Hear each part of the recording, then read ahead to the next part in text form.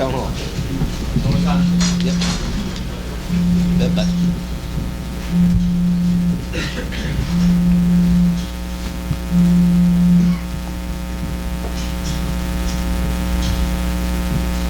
Salute to the flag. Pledge allegiance to the flag of the United States of America and to the republic for which it stands, one nation, under God, indivisible, with liberty and justice for all. Please be seated. Notice of the meeting. This meeting of the Borough of South Central Lake Sports is called pursuant to the provisions of the Open Public Meetings Law. This meeting was sent to the Asbury Park Press September 1st, 2013, and Consular Times, September 4th, 2013. In addition, a copy of the notice is posted on the bulletin board in the municipal building involving the office of the Borough Clerk. Roll call. Ms. Brooks? Here. Ms. Calvito? Present. Ms. Graham? No. No. Ms. Graham. Mr. Hammond?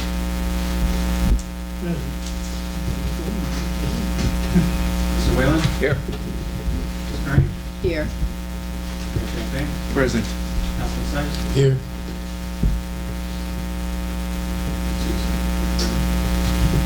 In addition, as always, Mayor Champagne and Councilman Sykes are not eligible to vote on this application. They'll be stepping down for that reason. Just want to make sure we didn't have any bills. Oh, did you want to? And I don't see any listed here, so.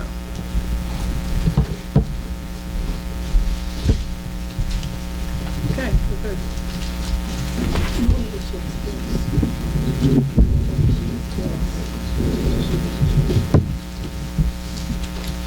Review and approval of minutes from June 18th and July 16th.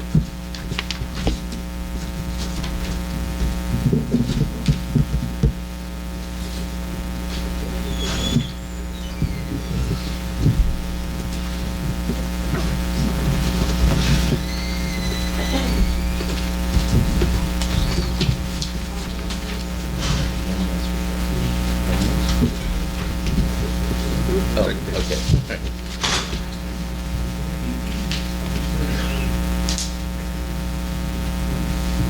Everybody ready for the minutes roll call? Brooks? Yes. Calvito? Yes. Hammond? Just for the June 18th meeting. I'm not approving the July 16th meeting because when I read them both, June meeting is the same as July meeting. The ones I have. You sure you have both dates? Hmm? No, because they're both different. Well, you weren't here. I wasn't here. Yeah, well, you're not listed in the roll for present. I didn't miss the meeting.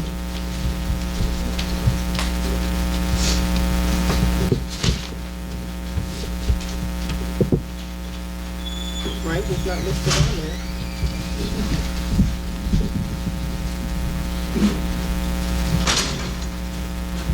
We'll move on. Mr. Whalen? Yes. He is on here, Hammond. Ms. Gray? Yes. He was here, yeah. He's on here.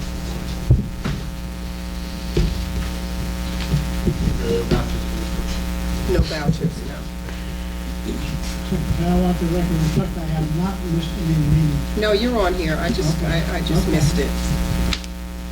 And we have no packet C, so, for vouchers, so we'll move on. Public meeting and discussion of application.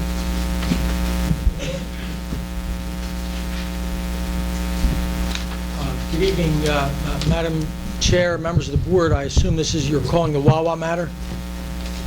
Yes. Thank you very much. For the Applicant record, WAWA. thank you. For the record, my name is Stephen Nemad. I'm a member of the firm of Nemad, Perillo, and Davis. We represent WAWA with respect to the instant application for use variance, certain bulk variances, and preliminary and final site plan approval. My notes reflect that this is the 6th hearing night on this application. It will be the 5th hearing night where testimony is being taken. I have reviewed the transcript of the last hearing, and my review of that transcript indicates that when we concluded the last hearing, Objector Competitors Counsel Mr. Liston, who represents Mr. Deere, was in the process of questioning his expert, Mr. Livornia, and we were in the midst of that, and I believe that would be the appropriate point of resumption at this time.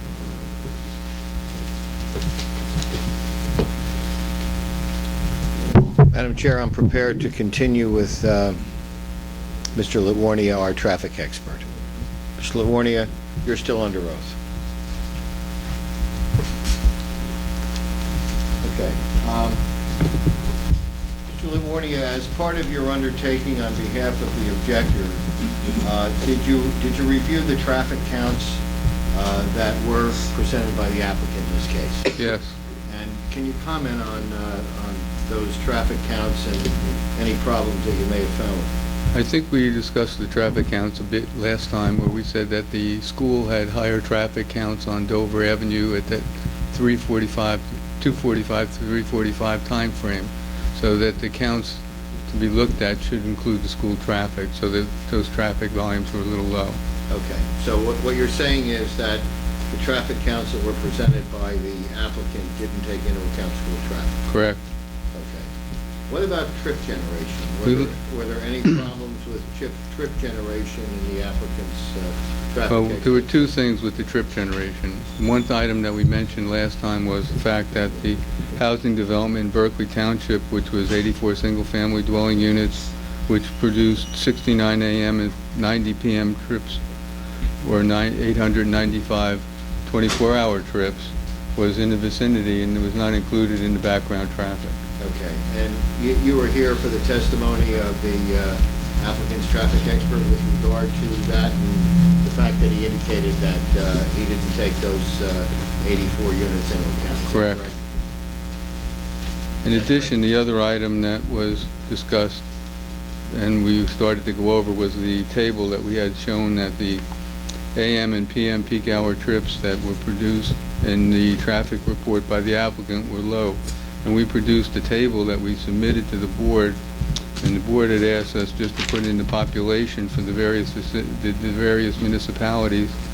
So we added the populations and the population per square miles in a column, and we modified that so we could provide that. All right, now let's back up a minute. Tell me what that table purports to show and what changes you made to it as a result of the board's comments last time. Well, basically what the table shows is that the number of trips that would have been produced by a 5,067 square foot WAWA, which is basically the standard WAWA building.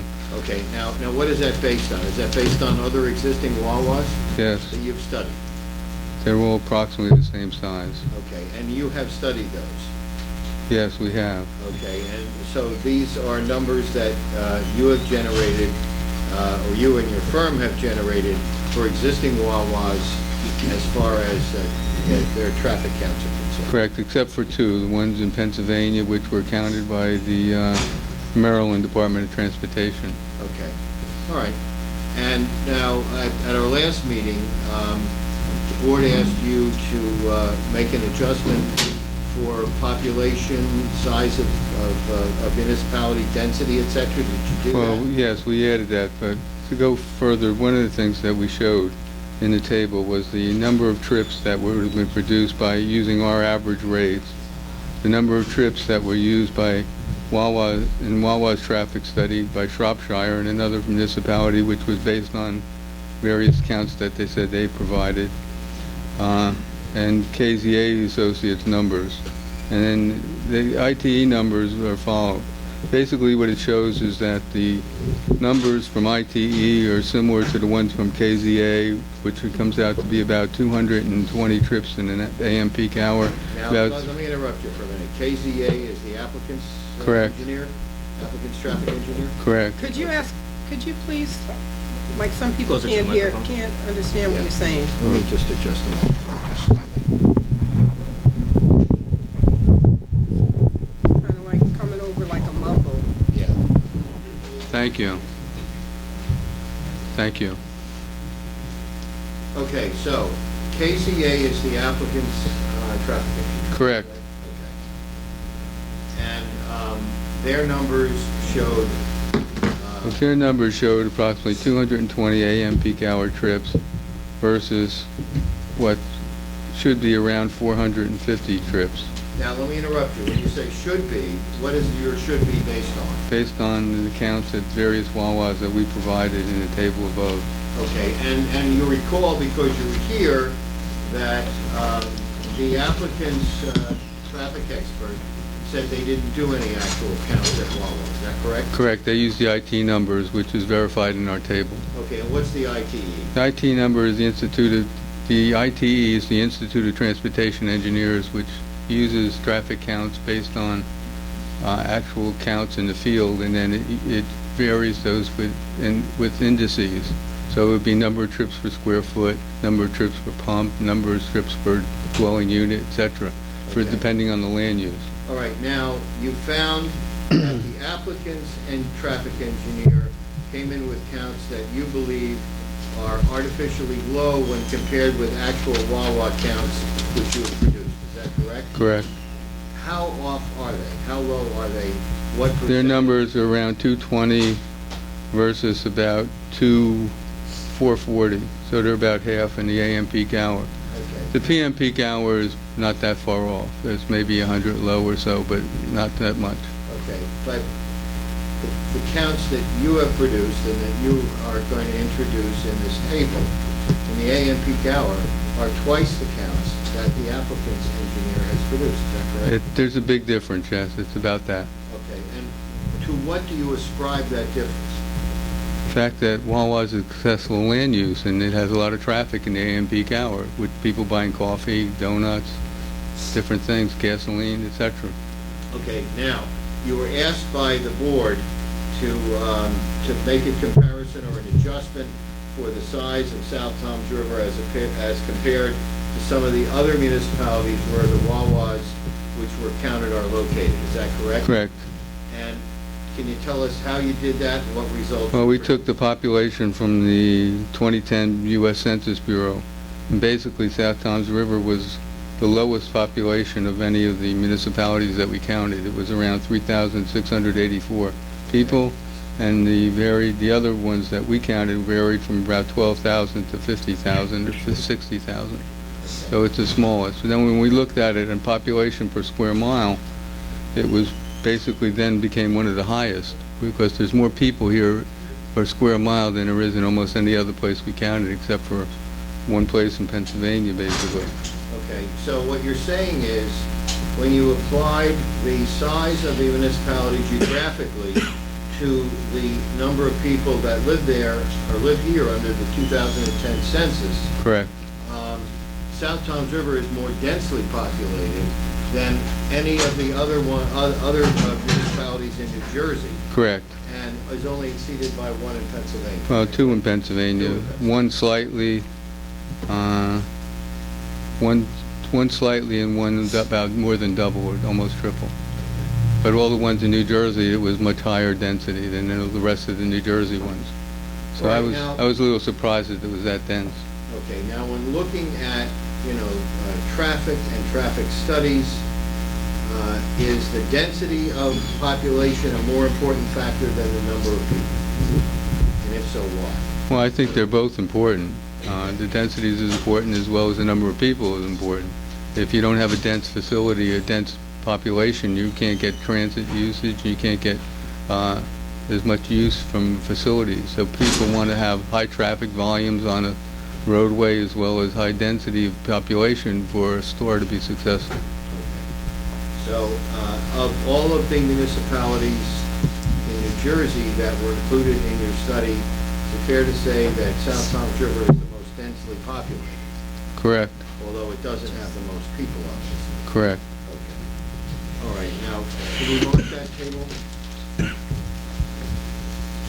I'm going to ask, O2. O2.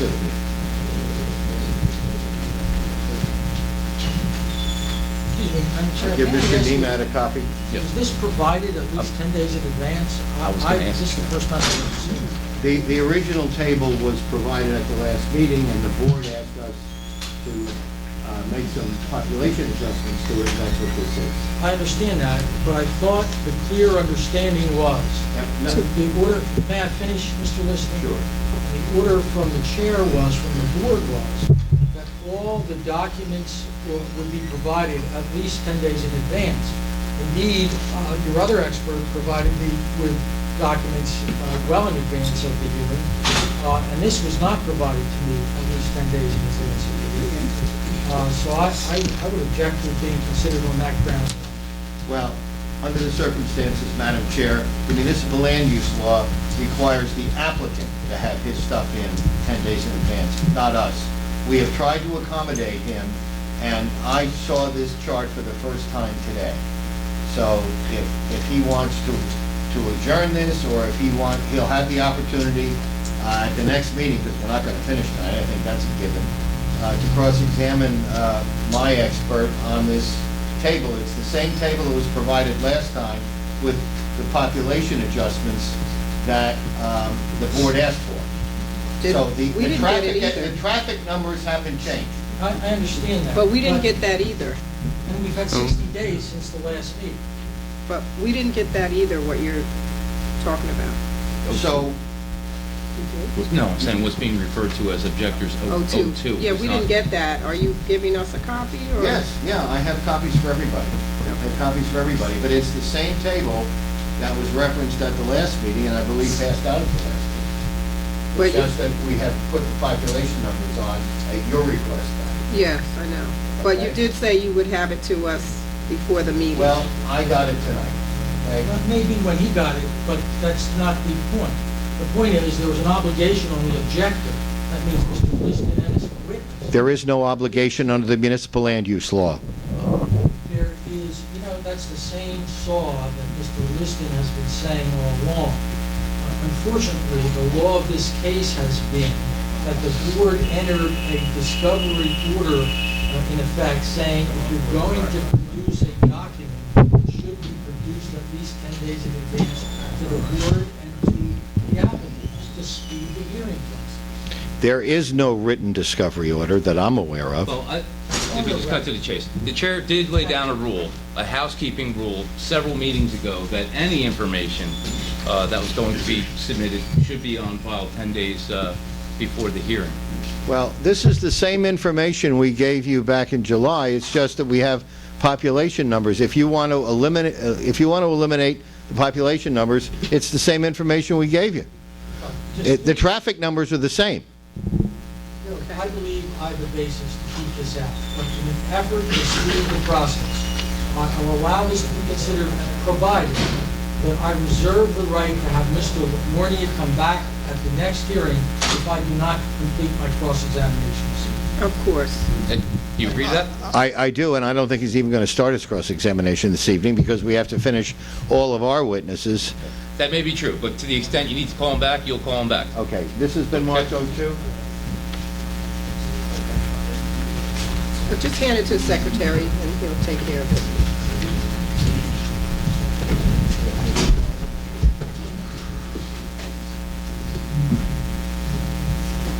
Action on that, Mr. Liston? I thought I heard it again. You did, but I just asked. Thank you very much.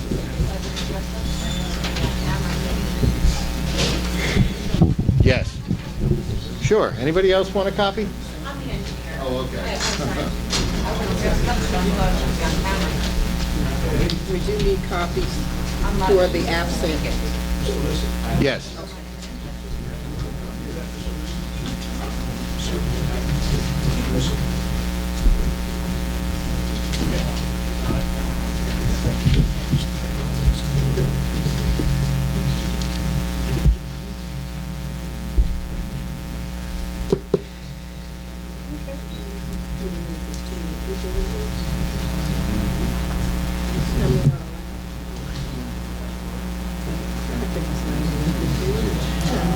You can take it down. Just tell him to take it down.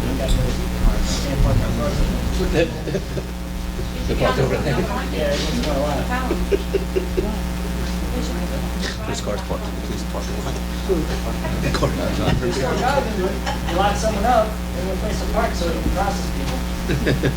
Let him go. Madam Chair, do you want to take a recess so people who have cars in the police parking lot can move them? If you park in the police parking lot, you have to move your car. That worked great.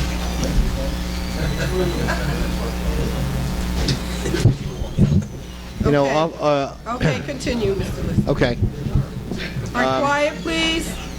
And no cell phones in the meeting room, please. That's all you needed. No. Unless we lost a member to that. No, we're good. Okay. All right. I'm going to wait till the background noise settles down so the board Could can everyone be hear. quiet, please? We have someone speaking. Hello? Quiet. Thank you. Mr. Litwarnia, if you were to apply an average of the counts that were taken at the other Wawa stores that are on your table to this Wawa store based on square footage and number of pumps, how would the numbers that the applicant's engineer produced change? Well, in the AM peak hour, we have to add basically another 200 trips in the AM peak hour. All right, so that would basically double the trips that he... Correct. And how about in the PM? In the PM, we'd have to add up to 100. I agree. You've already asked him that Yeah, but question. there was a break, and I'm trying to pick up where I left off, Madam Chair. Okay. But several times you did that in the course of everything, you repeating yourself. So Well, just- I'm not repeating myself, I'm picking up where I left off. Okay. Chair said Okay. that the chair's observation is correct. He's repeating it. Mr. Nemad, this is going to go a lot faster if you stop jumping up. Okay. Come I on. need not be scolded by my adversary. I will follow the direction I am given by the chair, not Mr. Liston. Okay. Mr. Liston does not rule this. The chair does. In respect to the chair, I will follow the chair's direction. Okay, let's turn to Dover Road and Railroad Avenue. Do you have any comments about the counts that were produced there?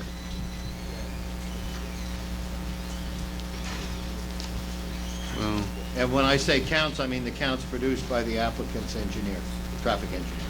well, basically, the traffic engineering study showed there would be 47 new AM peak hour trips and 58 PM peak hour trips that would be at that intersection. And I feel that that's sort of unrealistic because it really doesn't include any counts that are be coming in and off from the parkway. Okay, how do you reach that conclusion, and how would those trips off the parkway increase the level of service at that particular intersection? Well, basically, the level of service at that intersection is problematic, to say the least. Problematic because people going southbound on the parkway to come down the ramp have to make a right turn. And they are oftentimes queued all the way out to the parkway. And that causes a backup. And they don't get through in one cycle. If you don't get through in one cycle, usually that's called level of service F failure. It doesn't indicate it's a level of service F in your reports because the level of service is determined by how many people go through the intersection. With large queues, not that many people get through the intersection. Since they don't get through the intersection, it doesn't show up in the model. So it doesn't show as an F failure condition. It shows as a fairly good level of service, but it's not really a good level of service because of the queuing that's going on. Okay, and have you personally observed that queuing in preparation for...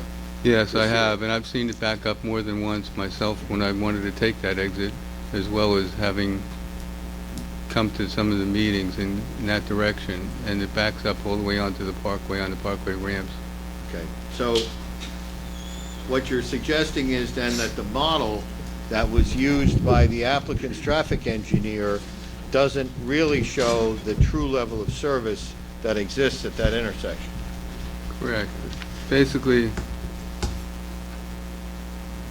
what it says in the manual, on the highway capacity manual, it says the methodology does not take into account the potential impact of downstream congestion on intersection operation, nor does the methodology detect and Now, adjust. you've got to keep your voice up. You're and not, you gotta you're talk into the mumbling microphone. again. We can't Not hearing. understand what you're saying. Okay. If That they better? don't hear you, they'll never decide in our favor. So, keep it up, keep your voice up and talk into the microphone. Well, the highway capacity manual that was used, And whose manual is that? that's the manual that's used by all the traffic engineers, put out by the Transportation Research Board and National Research Council, and that's made into a model through various vendors. Okay, and is this the model that the applicant's engineer used? Yes. Okay. And it states in the introduction, the methodology does not take into account the potential impact of downstream congestion on intersection operation, nor does the methodology detect and adjust for the impacts of turn pocket overflows or through traffic and intersection operation, which is large queues basically that can't get through in one cycle. If you can't get through in one cycle, that's an automatic F, and oftentimes everybody that's around here that lives here and understands that coming down the ramp in the peak hour, you're not going to get through in one cycle. Okay, so what you're saying is the model used by the applicant's traffic engineer does not accurately reflect the reality of what's out on the ground. Correct. Okay. Can you talk about the Chamberlain entrance and whether you think it's needed or not and why they included it? Well, we did take a level of service using the analysis on the intersection of Chamberlain, and we took the traffic off of Chamberlain and put it onto the other site drive. In other words, instead of having 3 site drives, we have 2. None on Chamberlain, 1 on Dover, and 1 on Railroad. And when we did that, the level of service on Dover didn't change, even though the volumes were basically increased from the volumes from Chamberlain, because the volumes that are assigned to Chamberlain are minuscule. So really, you don't really need to have that.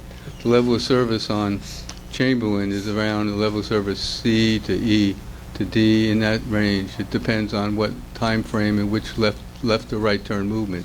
The right turn movements from Chamberlain onto Dover go pretty well, but the left turns are problematic because you can't get through with the oncoming traffic. Those go from a C in the AM peak hour to a D in the PM peak hour for the left turns. When you do away with the Chamberlain, exit and entrance onto the WAWA. So basically, if you put that traffic back on from the WAWA, that's enough to really create an F in the PM peak hour. The AM peak hour goes, I believe, to a D. So if you do away with that entrance and you get it off the residential street, you still have 2 entrances and exits for the WAWA, and it works better for the municipality. All right, so what you're saying is the entrance exit on Chamberlain from the WAWA site is unnecessary. Correct. It doesn't change the level of service on the WAWA site coming in and out onto Dover. Okay, but it And does... we didn't make any changes at all on the one on Railroad, so Okay. that stays the way it was. But if you add the Chamberlain ingress and egress, it makes the level of service on Chamberlain for the people who live there worse. Is that correct? Correct. Okay. Now, are you familiar with the proposed SED zone which involves the rear of this property? Yes. Okay. And what are the uses that you're aware of that would be allowed if that becomes law? Objection. I attempted to get into this in discussions previously, and Mr. Liston vigorously objected about my getting into the prospective zoning of this site. If it's going to be gotten into, it's got to be reciprocal. It's got to be allowed for both parties. And there was a vigorous objection last time. This application is being adjudged under the current law, which is the Pinelands Comprehensive Management. If the board is going to allow testimony concerning the proposed zoning of the site, then I have to be allowed full and complete cross-examination on that site. I think the application should be judged under the existing zoning, you know. Right. And not just on Pinelands, on the existing zoning in South Toms River. Right, but I thought you were saying something different, that you wanted to talk about proposed zoning. Well, he is. Right. I am going to withdraw that question, Mr. Nemat, if that'll quiet you down. Madam Chair, I don't need my objector's That was- counsel. that was to unnecessary. Don't Withdraw. direct it It's at me. withdrawn. Don't It's interrupt me, withdrawn. please. Withdraw. That was unnecessary. It's I know, unnecessary. it was also gratuitous, It's but the question's gratuitous and they're withdrawn. vitriolic and bitter. Oh, no, And it's I not don't vitriolic need and that. bitter. It's I just- don't need that, Madam Chair. Okay, it's And let the withdrawn. Finish your record speech, reflect Mr. Nemat, so we that can move on. I object to it. Okay. I object to it, and I object to him speaking to me. I will not direct my remarks to Mr. Liston. Out of respect to this board and the chair, I will direct them to the chair. The question's withdrawn, Madam Chair. Thank you. That's all I have of this witness, Madam Chair. Okay? Unless there's anything else you want to add, Al? No, that's okay. May I cross-examine now? I may not No, have to bring him back. no. And the end, no, because we have, I didn't realize Judge Liston is running Right, the yeah. hearing. no, I object because we've gone along. I would love to have cross-examined all of his witnesses as they testify. That's preferable from a trial lawyer's point of view. And I'm a trial lawyer. But I wasn't allowed to do that, and I object vigorously to now you allowing him to do No, it. we didn't allow No, it. whatever procedure was good for the applicant is good for the objector. fine. Yeah, So exactly. that's what we'll do. That's Yes. fine, I have no objection, I just thought I may not need to bring it back, but that's okay, fine. Yeah, we didn't say we're going to let that happen. I just wanted to Okay, hear you well- both out. And can people try not to applaud? I mean, I know I keep saying that, but it really, I mean, I know you have interests and people have strong opinions about it, but please, try not to applaud. Yeah, okay. It's really, it's, you know, Do any members of the board have any questions of Mr. Litwarnia? Well, can I wait till the board questions until I conduct my cross? No, I believe the board has asked questions throughout this hearing of your witnesses after they testified. I was not allowed to cross-examine until your case was over. That's the way this went. We do have a statement. Well, it's not that, I was- A question. That we- I mean, I don't vote, but it's just a question to assist the board. And I know you're talking about trip generation. Am I correct in understanding, though, this is a heavily traveled county corridor, isn't that right? There's Excuse a me? lot of traffic on the road already. Yes, Okay. You agree with that? yes. Okay. Any other questions of members of the board? Sir, explain to me the math involved in figuring out the population density. And can you repeat that? Can you explain to me the math that's involved to figure out population density? Just the number of square miles, people by square miles. The people is from I know what the, it means. How do you get to that conclusion? How do you get that number? how did I get the number? Just by dividing it, but, That's what's the math involved is my question. well, it's just dividing the number of people by square mile. Okay. You take the population to the square miles, that gives you density. Correct. Okay, thank you. Okay, I'm sorry. I didn't understand the question. Any other questions? Just before it's over. Did you have an opportunity to review the proposed roadway improvements that are being made by this application? Yes, Do you agree that they will improve the existing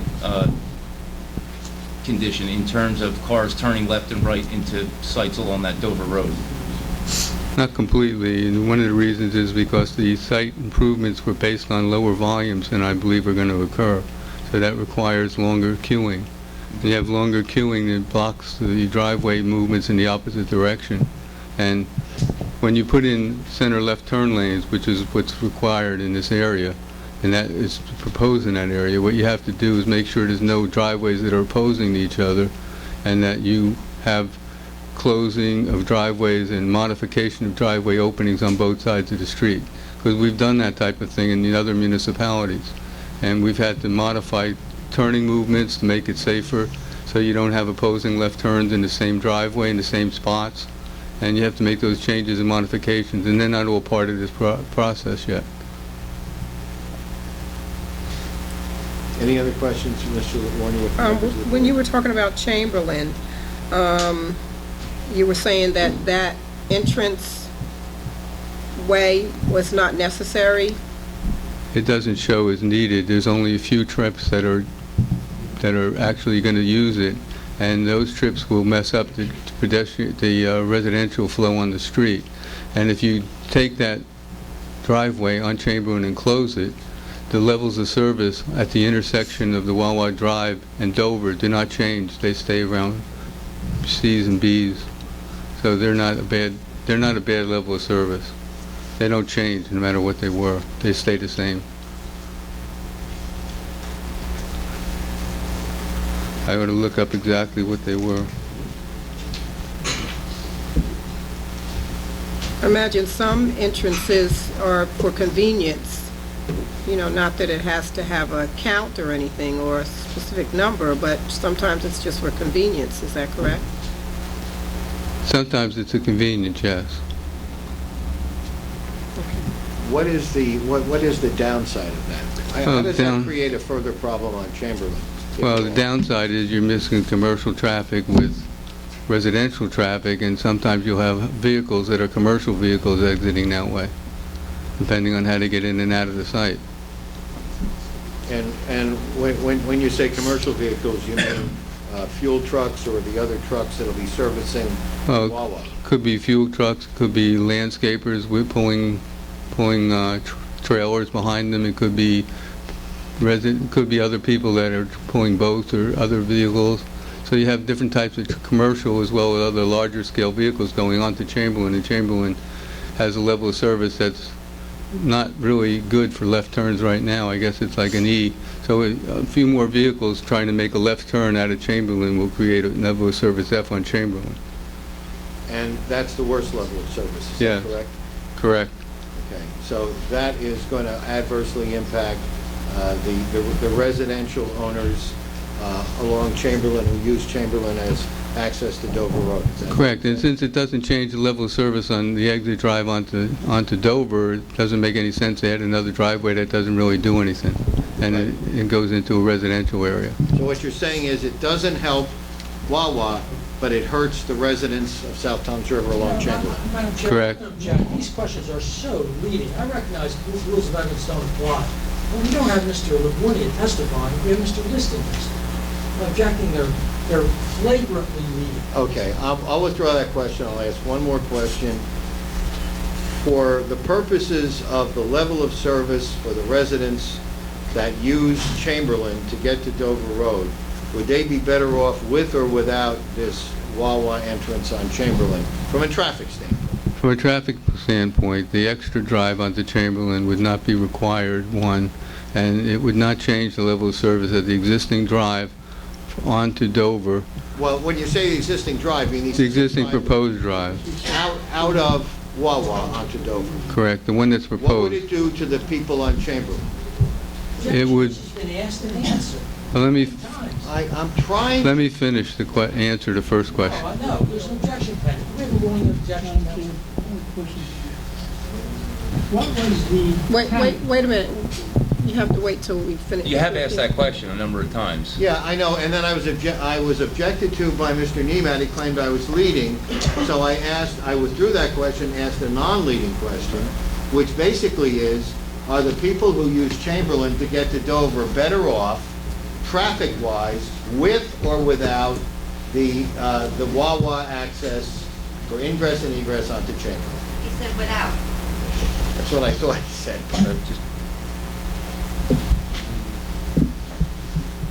Wait till he finishes his answer.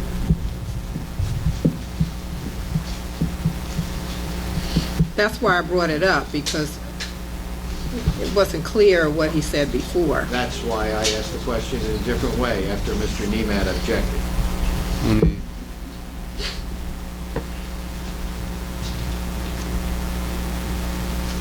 Well, basically what's happening is that the proposed site driveway onto Chamberlain in the AM peak hour will have 10 or 11 trips total for the whole AM peak hour. So if you move those 10 or 11 trips over, it would not really... Over to where? If you move it over to the site driveway onto Dover, you're not changing the site level of service on at the intersection of the proposed site drive in Dover at all. So the level of service on that drive will stay the same. But you will help the people on, basically you're going to be helping the people on Chamberlain, because they're not going to have any increased traffic and they have trouble getting out now. Thank you. No further questions. Ernie, or the board has a question. My question was that, what was the count that the WAWA had said was going to be used for that driveway? It was a very low count, and you're saying there's going to be a bigger volume for the residents who live on that section because of that driveway. If I recall, it was a low count. I can look it up, it's going to take me a while, but I have all... No, I just said what it was. I just said what it was. It was, and I'll repeat it, in the AM peak hour. He said it was 10 or 11. And, Yeah, 10 or 11. yeah, it's like 10 or 11, then some minuses on, so that's 4, So that 7, sounds about right. Okay. Yeah, Up. but, 11 to 14 in the AM peak hour, depending on how you look at it. okay, So that's not a problem per se, to move those trips over and get them off of Chamberlain, because the Chamberlain traffic has problems with the left turns coming out. And if you have trouble with the left turns and the turns coming out of Chamberlain now onto Dover, then it would be better to keep those levels without increasing them for the residents. And if there's such a volume coming out of Chamberlain, I would recommend the county put a traffic light up around Tilton Avenue, which will separate the traffic from that section to this section to that section, because there's no way that anybody can get out of Chamberlain anytime. And I've been down there 55 years, I'm telling you, it's always been a headache. And, So another 10, 11 cars isn't gonna hurt it. well, it hurt a lot, because once you add extra cars when you're at a high capacity, it takes an extra minute per car when you get that far. When you have people stacked and then the next car comes in, it causes it to stack. You can't get out till the other people leave. So Apparently you haven't spent too much time on Dover and Chamberlain to see how those cars try to get in and out of there, other than an hour or two here or an hour or two there. Because everyday occurrence there, and any people who live on this borough can tell you, that's one heck of a spot to get out. Anytime. I agree. That's why I recommended that we, Not gonna hurt it. well, if it's hard to get out, I can't see why more cars wouldn't hurt it. Making a right's no problem. Try making a left. If that's what I How many cars come said. down Dover Road today, approximately? Well, basically, I completely agree with you. Making a right is not a problem coming out. Making a left is a problem. Making a left is a problem, like you said. That's correct. That's my issue. now, I agree with you. with regard to the nature of the traffic that can come out of WAWA and go on to Chamberlain, that wouldn't just be single-family passenger cars, would it? No. Okay, what other types of vehicles might come out of there to further clog up Chamberlain? Well, the problem is, when you have the extra drive, you have a possibility of commercial or other type of vehicles coming through that stop for gas or fuel in that type of a place. And it's not that it's problematic for normal situations, but if you have a car or a truck pulling a trailer, or you have people that are landscapers with landscape trailers, or you have other people in vans coming out, they don't have the same acceleration as cars. So they have more difficulty getting out at the stop signs. And you're going to now mix those type of vehicles in with the plain residential traffic, and that's going to create more of a problem. Any other questions? Mr. Warney? Seeing none, Mr. Warney, thank you.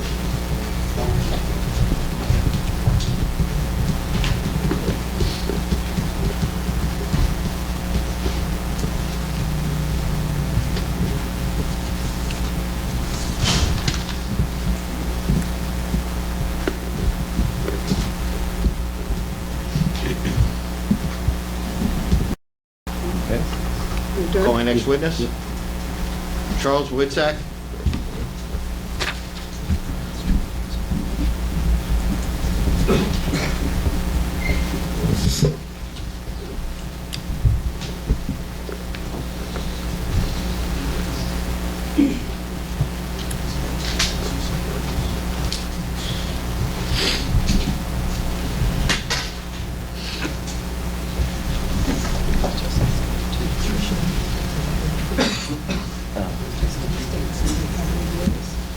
So raise your right hand, sir. Do you swear or affirm the testimony you're about to provide the truth, the whole truth, and nothing but the truth? I do. Just state and spell your name for the record, please. Charles J. Witzak III, W-I-T-C-Z-A-K. Mr. Witzak, can you give us the benefit of your education and professional training and the licenses that you hold in the state of New Jersey? Yes, I'm a professional engineer, professional planner.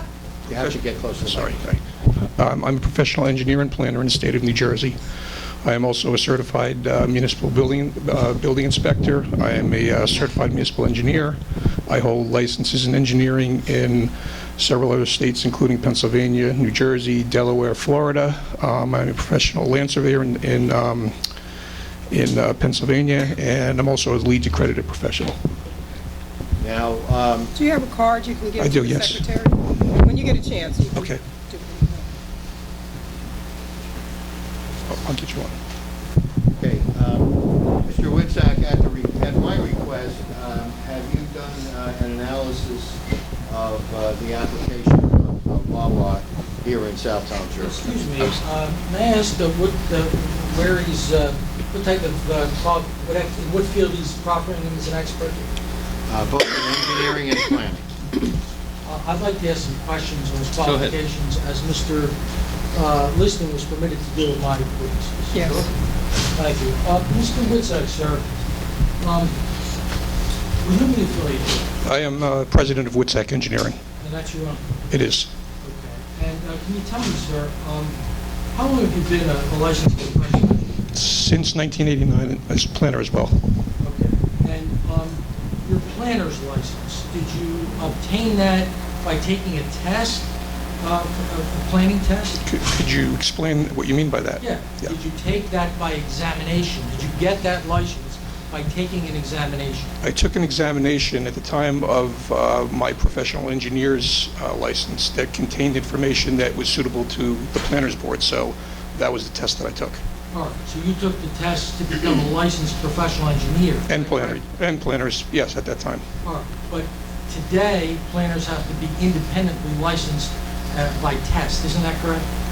That may be the case, but at the time that I received my license, it was a combined joint test. Okay, and you obtained your planner's license as an adjunct to your engineer's license. Wouldn't that be a fair statement? Yeah. Asked and answered. Okay, you had a little liberties too, so go ahead. Fair statement? Yes, I stand by my statement that I took a test that qualified for both. All right. Can you tell me, sir, what percentage of your practice is devoted to professional engineering as opposed to that percentage of your practice devoted to professional planning? I would ask you to define what you mean by that, in the sense that professional planning and engineering are actually a combined element. When I plan and engineer at the same time on a site plan such as this, I would consider them both equally important. You would agree that civil engineering is a separate discipline than professional planning, is it not? They go hand in hand. Are there separate people who have separate... Are there separate disciplines in this state? Define discipline for me, because I really... You don't know what a discipline is? I know what I believe a discipline is, yes. Argumentative. Are they separate licenses in this state? They are. today? Yes, they are. Okay. And you would agree that most boards in this state, most land use boards in this state, have separate professional engineers and separate professional planners? Would Objection. you not agree? Objection. What's the objection? Well, the objection is that if he's going to put on proof that that's correct, it's just to make that statement. Well, he asked a question. He can either deny it or he can agree with This is it. the most fundamental of questions. I can't believe I'm getting difficulty. He can answer the question. He can either say yes or no, and based on his Are they experience. separate? Yes. Yes. All right. Now, sir, would you not agree, are you a professional engineer at any boards in this state? Yes. Which towns?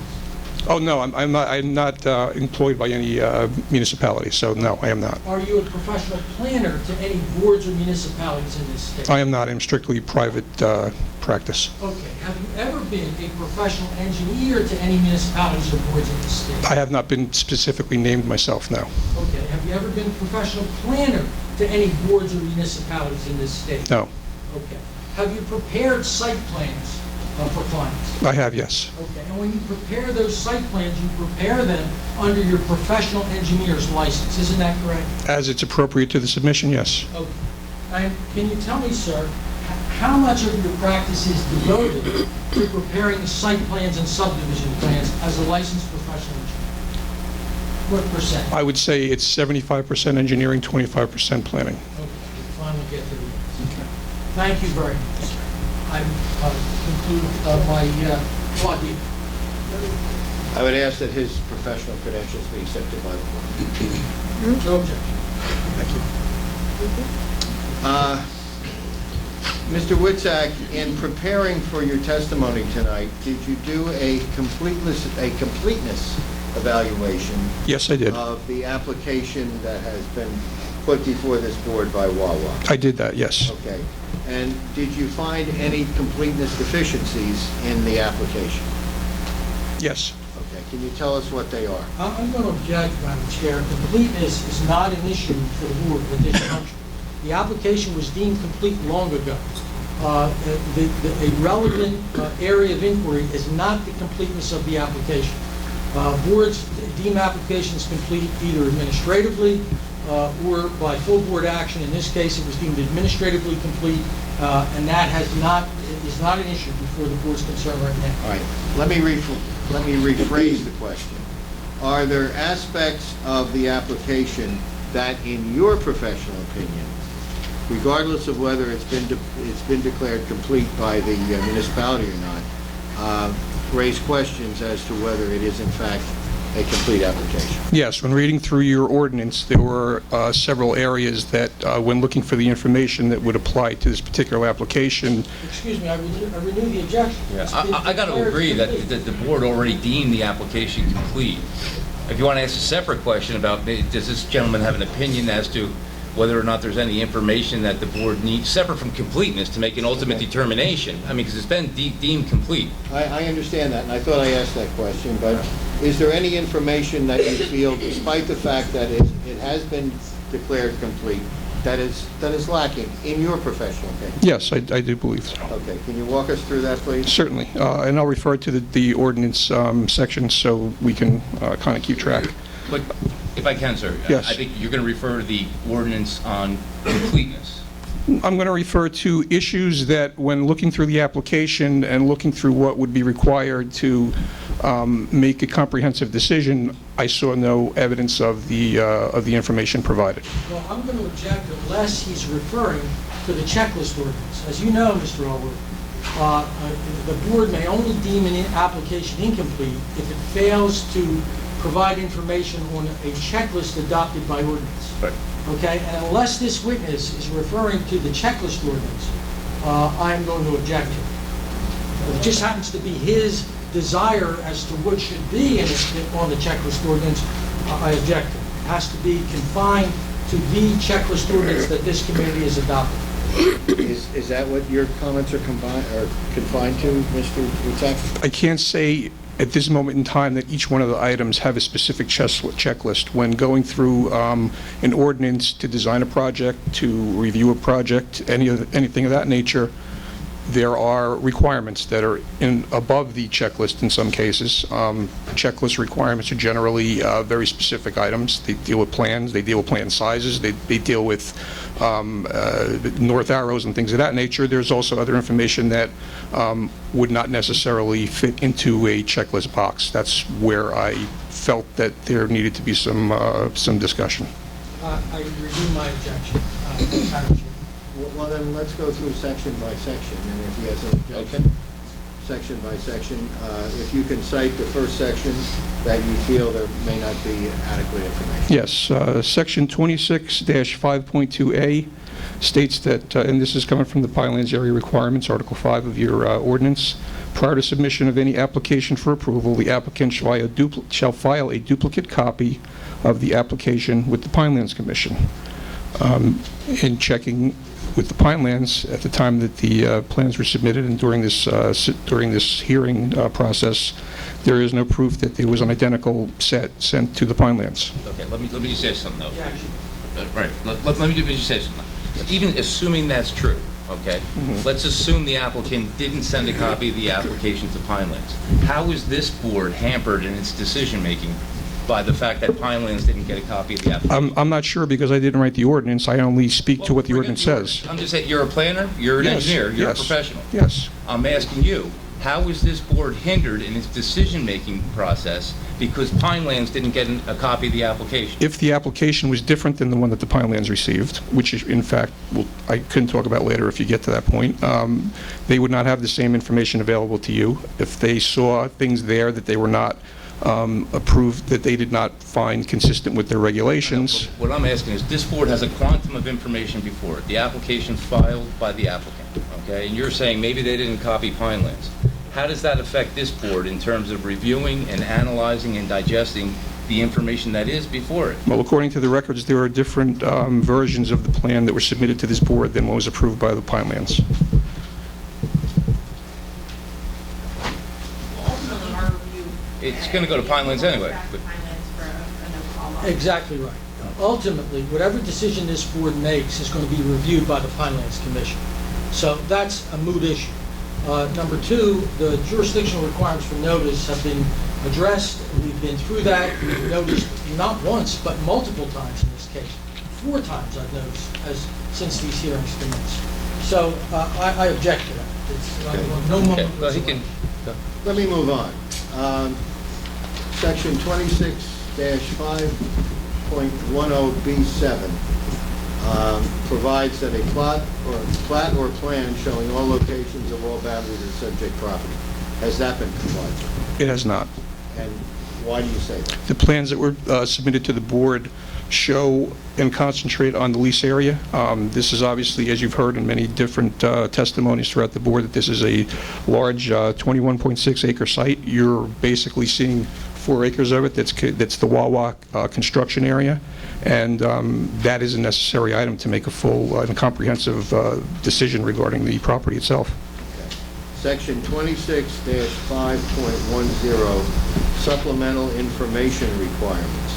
The following information must be provided or waiver granted for B9, soils map, 10, slope map, 11, resource capability map, 18B, energy conservation plan, and 24, cultural resources study. Has any of that been provided? Not in the package that I saw that was... Objection, Madam Chair. All of this information Right. is objections. This application has been deemed complete. I agree. And it's proffered for the purpose of allowing the board to believe that there is insufficient information to allow you to make an informed decision.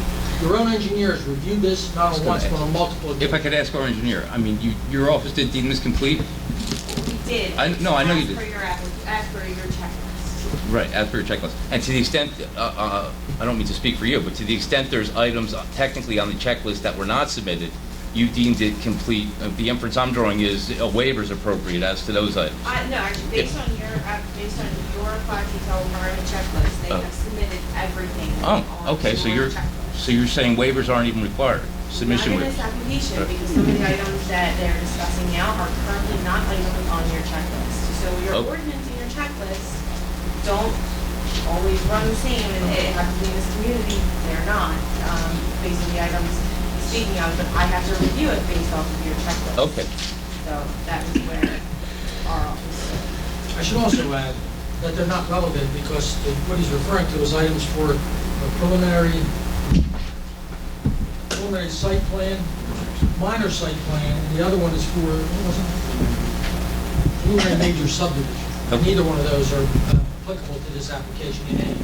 That's not the way it's spelled out in your ordinance, and it does say that a waiver is required. You've heard from your own engineer, perhaps we can... Yeah. Okay.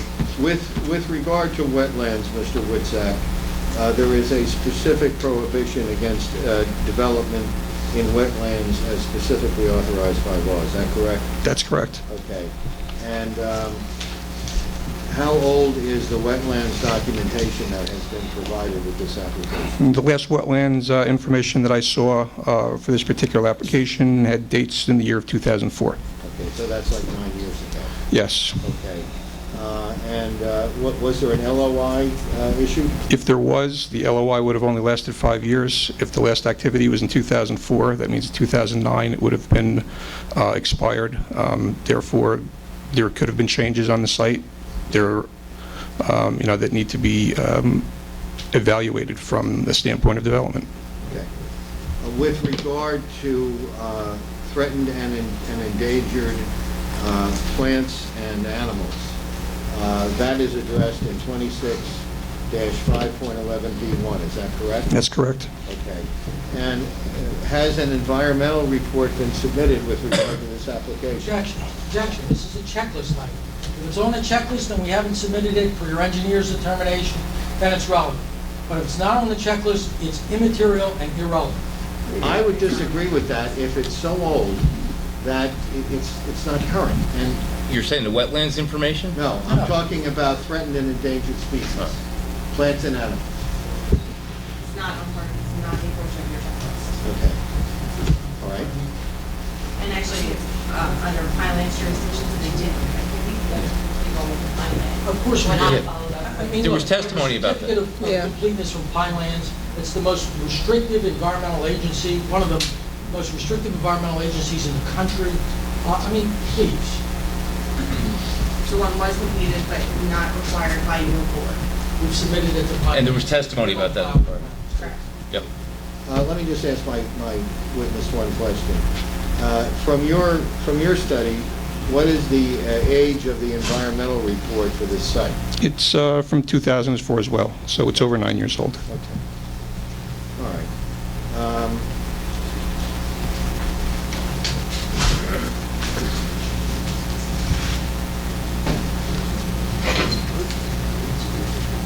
Is there a letter from NJDEP that you referenced with regard to this site? Yes, there was a letter referenced that was dated January 25th, 2010 from the NJDEP Natural Heritage Program.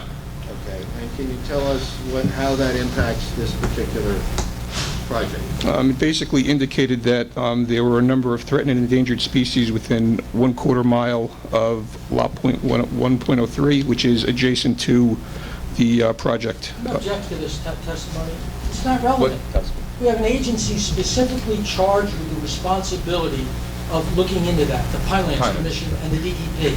And they work hand in hand together. It is not a local planning and zoning function. I object to it. It's not on the checklist. We've submitted it to the agency that deals with that, which is the New Jersey Pinelands. And Pinelands did not come back with issues as it relates to threatened and endangered species. But NJDEP Natural Heritage Program did. They indicated there were threatened and endangered species within 1/4 mile, yes. Okay. And The ruling on the objection, this is not. I sustain the objection. Thank you. let's talk about the review of the variances that they're seeking, Okay. Mr. Woodzak. Mhm. They're requesting variances for parking stalls 10 by 19 versus 10 by 20. Yes, I don't really see a need for them. When you look at the site itself, you've heard them testify that the driveways are in excess of your ordinances. I find no reason why you would want to ask for that for 1 foot. It could easily be modified on the site, and quite honestly, don't understand why they wouldn't do that for you, or why they would ask for a variance as opposed to just adhere to that portion of the ordinance.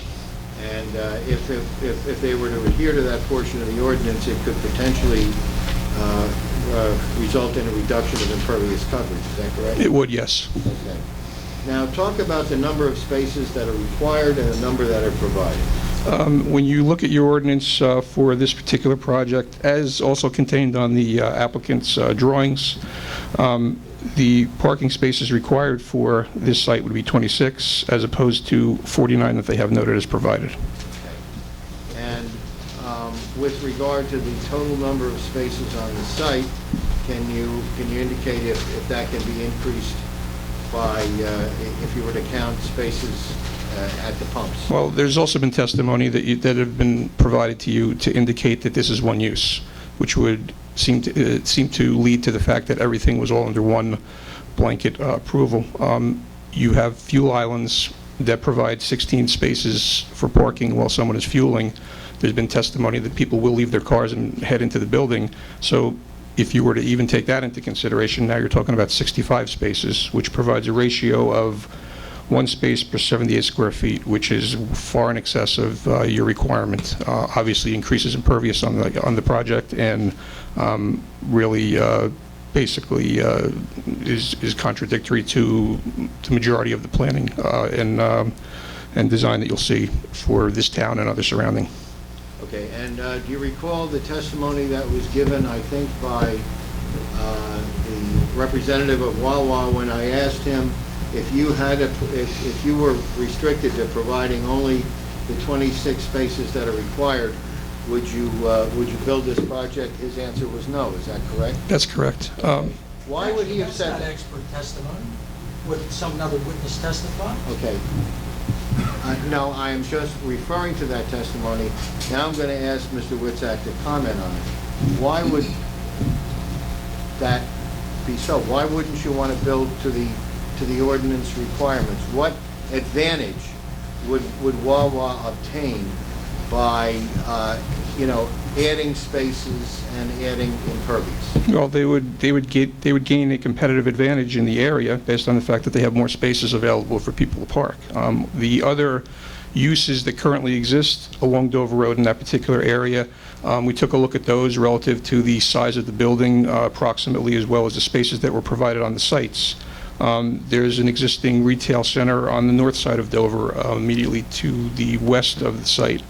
That's about a 16,000 square foot building. They provide 77 spaces on their site, and their ratio is 1 per 207, which is roughly in accordance with your 1 per 200 ordinance.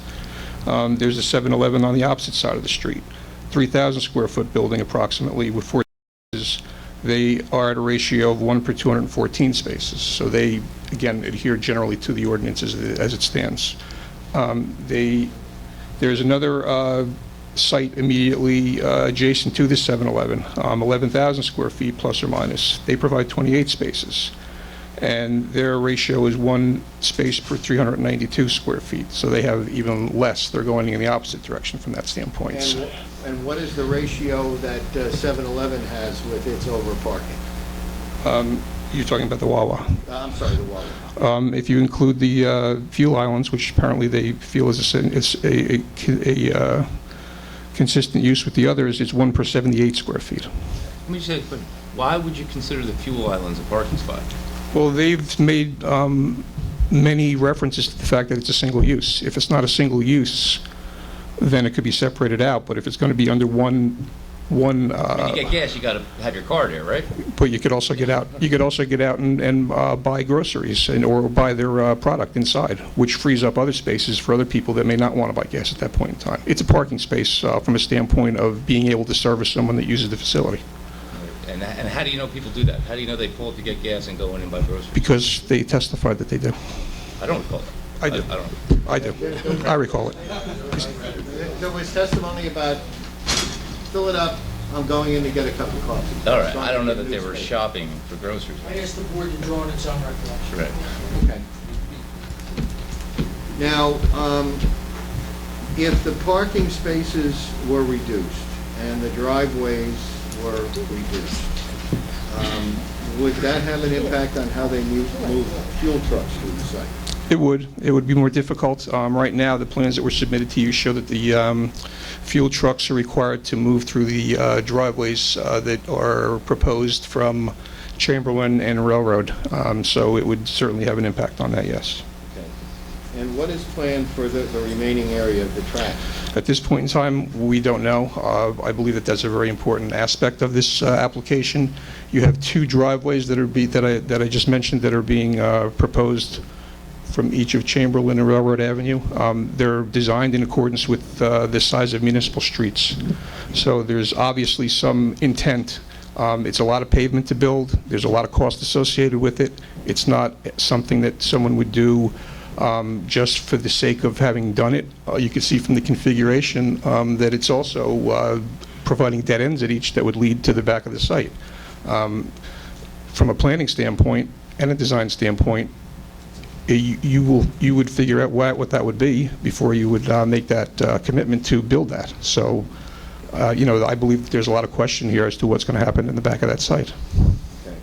Now, is there a way that you believe the applicant can avoid the need for use variance by changing his plan so that it fits within the area of the lot that's allowed for commercial development under the South Towns River zoning ordinance? Yes, I do, and that was provided to the board in one of the plans that we had submitted. I have a board.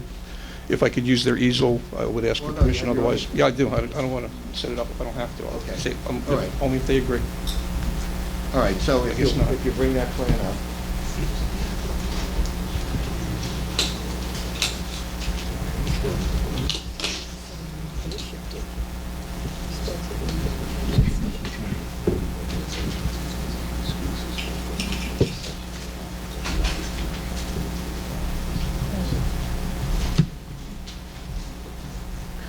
Okay, I'm going to sit over here so I don't block anybody's view. Can you put the plan on the easel that you referred? Yes. And can you describe it? Well, it You has- will mark it? Yeah, what are we up to? 03?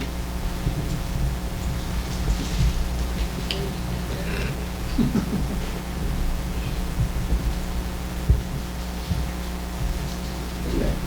Can you now describe this plan for us and tell us how it avoids any use of use?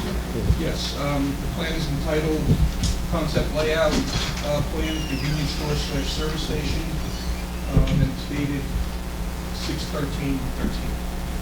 And what we have here is basically the portion of the site that you've been looking at for the past several months. I'll pull it down for a second just so you can kind of see the similarities. It's generally the same configuration, not colored up. We have Dover Road along the bottom, as you see here. And as I put it back up, one of the lines, the hard dark dashed line to the perimeter, the track boundary as provided on the applicant's plans. There's also another line that I'm tracing across right now, approximately 100 feet or so above, from the Dover Road right-of-way, which is the existing zone line.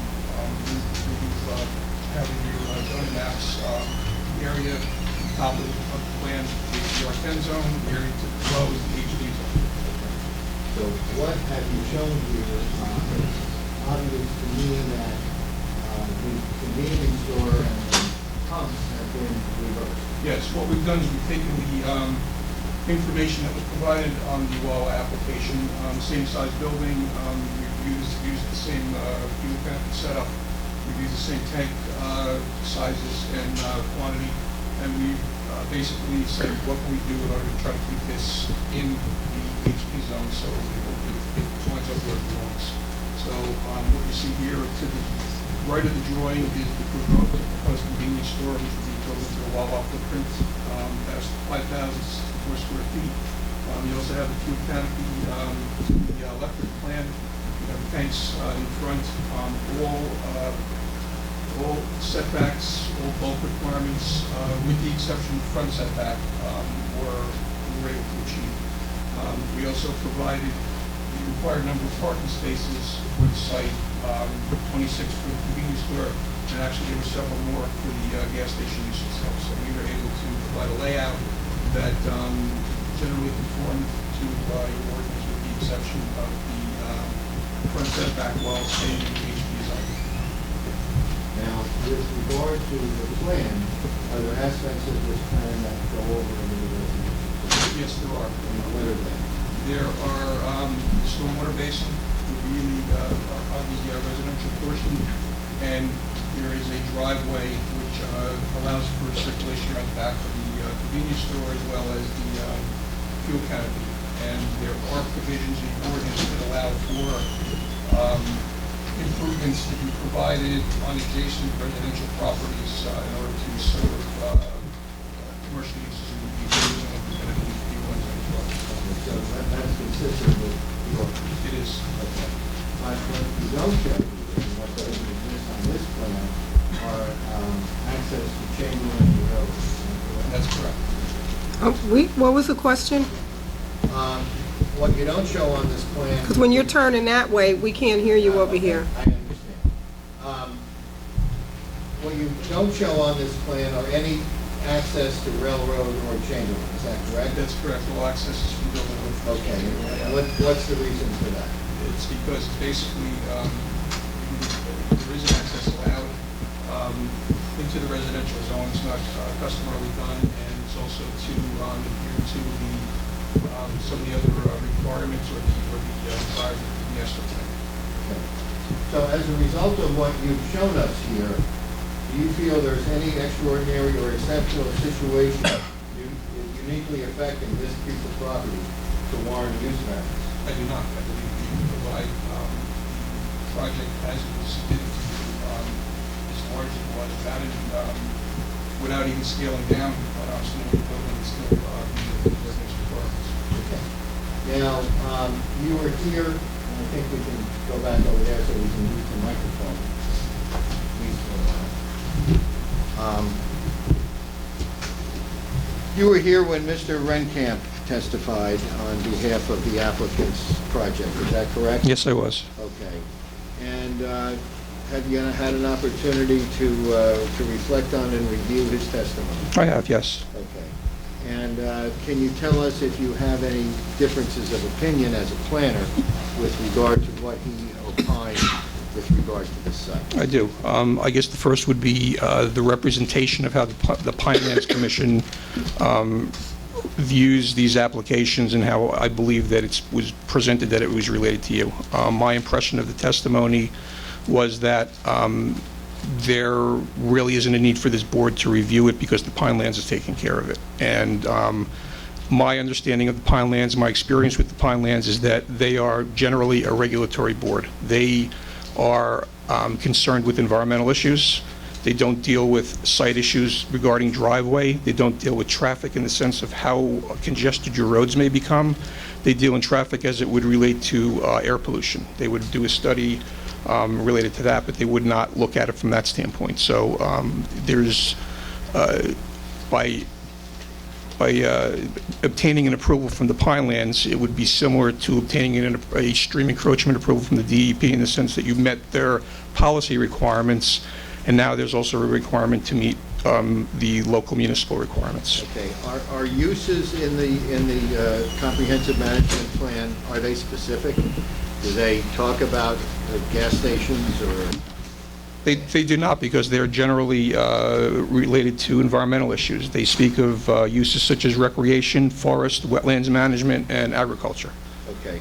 What is the intent of the CMP in terms of areas that are within the Pinelands, in your view? The intent of the CMP is to just make sure that the minimum standards of their program are met, primarily in this case due to stormwater management, because you're in a regional growth area. But from a general standpoint, they're concerned with environmental issues. Can you reference CMP section 7:50-4.11 and 4.13? Yes. 4.13 basically speaks to the compliance as it relates to uncertified areas. And one of the pieces that I pulled out of the passage there is that no decision by an uncertified county or agency thereof shall in any way contravene any standard contained in the certified municipal land use ordinance. Okay. Do they, in essence, review specific site elements? They do not. Okay. And what about section 7:50-4.11? 4.11 is generally the purpose, and they basically indicate that the purpose is to make sure that the projects are planned, designed, constructed, and serviced in conformance with the minimum standards of this plan, meaning the comprehensive management plan of the Pinelands. If I might, just want to mention to the board, he also said certified ordinance, just to make you aware that currently your ordinance is not certified by Congress. I just wanted to make that clarification. And that was from the purpose, so obviously that was the general intent. There were more specifics to the to your situation that I did, plan to speak to. Okay. Let's talk about the use variance that the applicant is seeking here. Can you address that in the context of CMP? Well, there was one other section that I did want to kind of just recite, which was of the Pinelands, which I thought was particularly, important to this application. 7:50-4.25, commission review following a denial, it's in section A. It basically says as a quote in part of it, if the executive director determines that the proposed development does not conform to the minimum standards set forth in NJAC 7:50-4.16, or that the local denial is based on matters not regulated by the plan and is not contrary to any such standard, then the local denial will not be reviewed by the commission. In other words, what they're saying is that if a local board was to deny a plan, for whatever reason they may choose to, as long as it wasn't related to changing the Pinelands regulations for that particular plan, they would not pursue an overturning of that denial. Okay. Let's take a look at the use variance that they're seeking. And let's talk to that. Okay.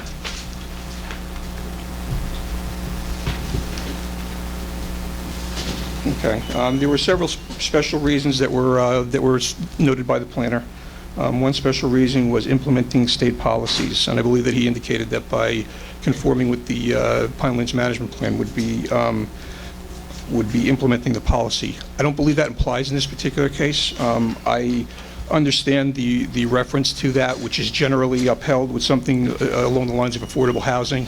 If you're providing affordable housing, giving a use variance for that in a particular area, that would be advancing the state policy. But in this particular case, I see this as meeting the requirements of the CMP, and it would really be basically indicating that a use variance would be granted just because someone followed the rules of the DEP or any other board in that particular case. So I didn't really see that as being a pertinent issue. Okay. And in fact, a use variance must be granted under the terms of the applicable portions of the municipal land use law. Is that correct? That's correct. Now, with regard to environmentally sensitive areas in forests, can you talk to that issue? Well, obviously, the Pinelands' main focus is to promote the retention of those specific elements, sensitive areas, and forests of that nature.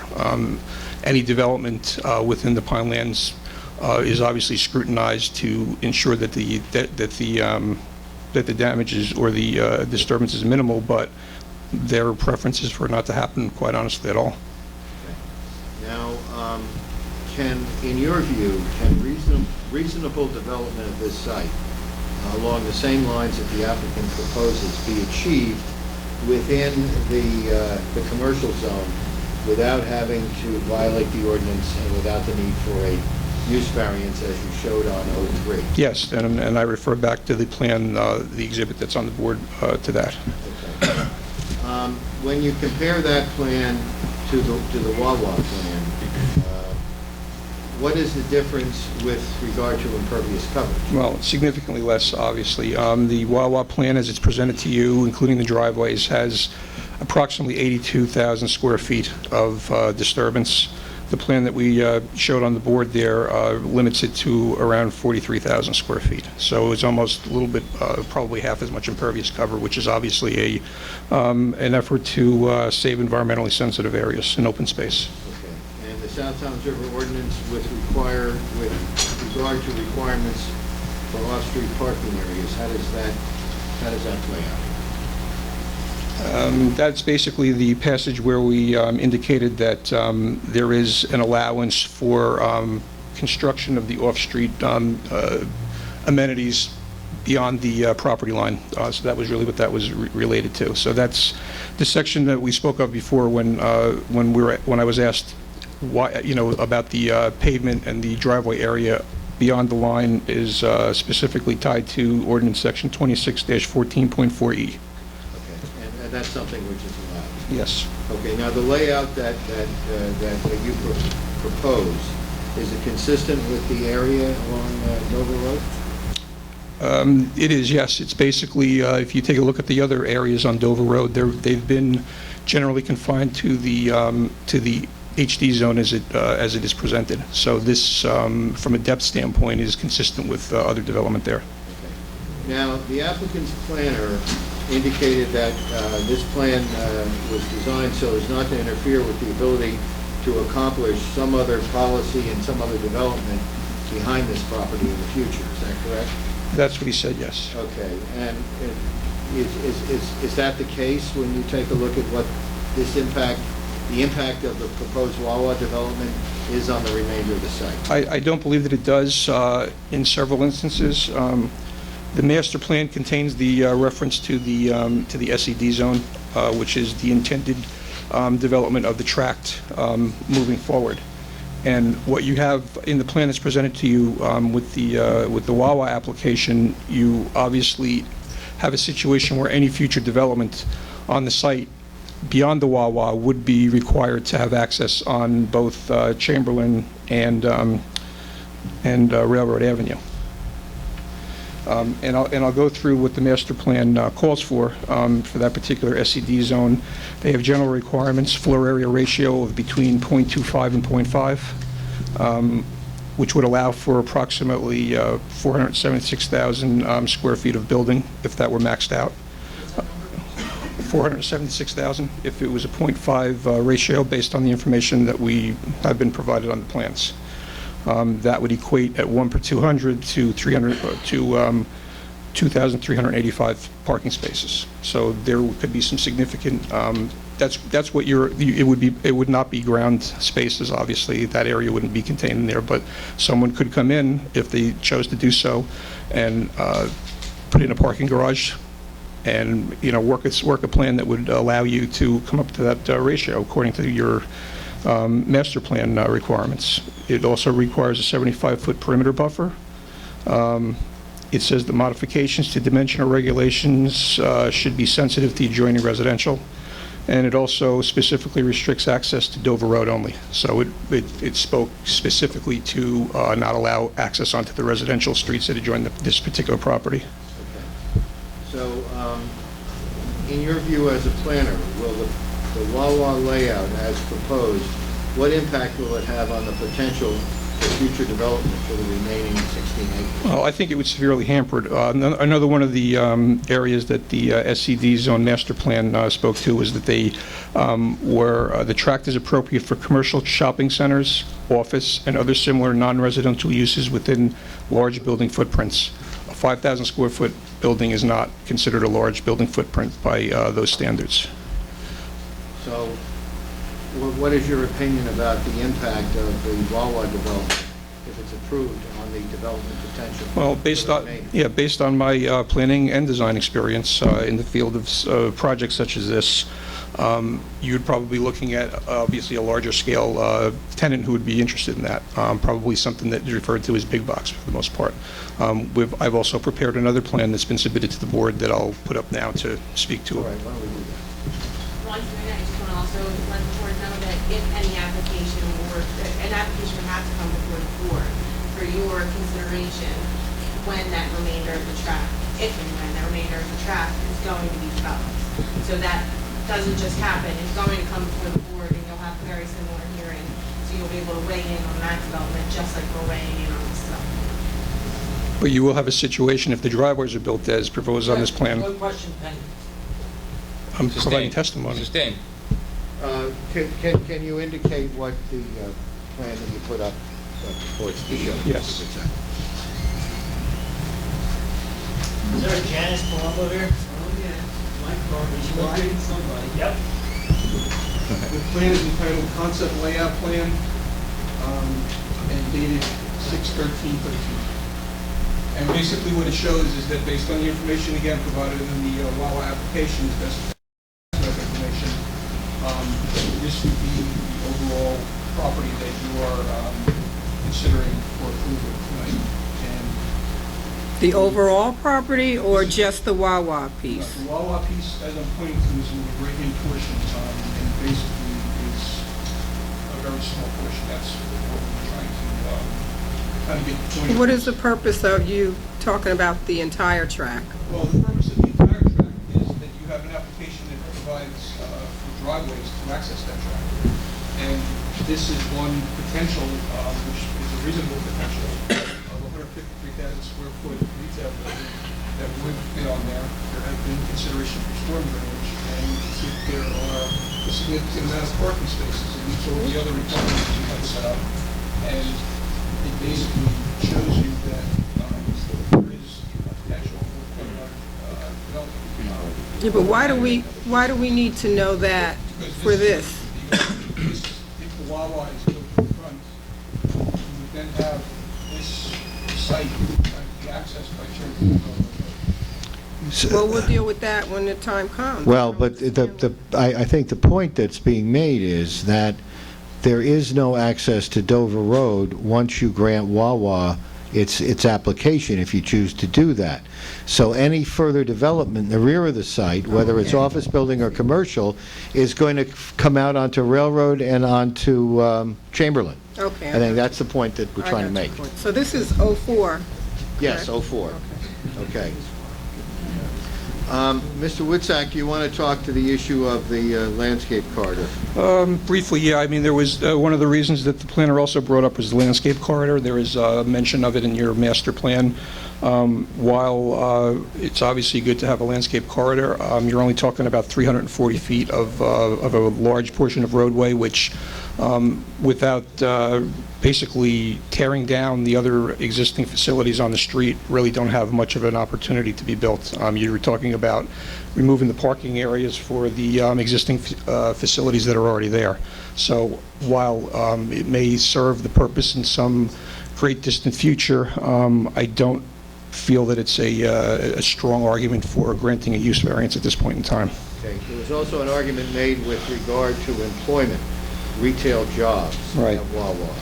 Can you talk to that issue? Well, yeah, I mean, there was obviously the 5,000 square foot building was presented to be a potential for 50 or so jobs. What I can tell you from planning standpoint, my opinion, having developed large big box sites and shopping centers, is that if you were to limit a site so that it did not have access to a main road, such as Dover Road, and you tried to access it off of a residential road, it would not be very palatable to a developer. It would be an extremely difficult situation to have someone consider it for development. So by building the WAWA, you're basically condemning the build-out future of the portion behind.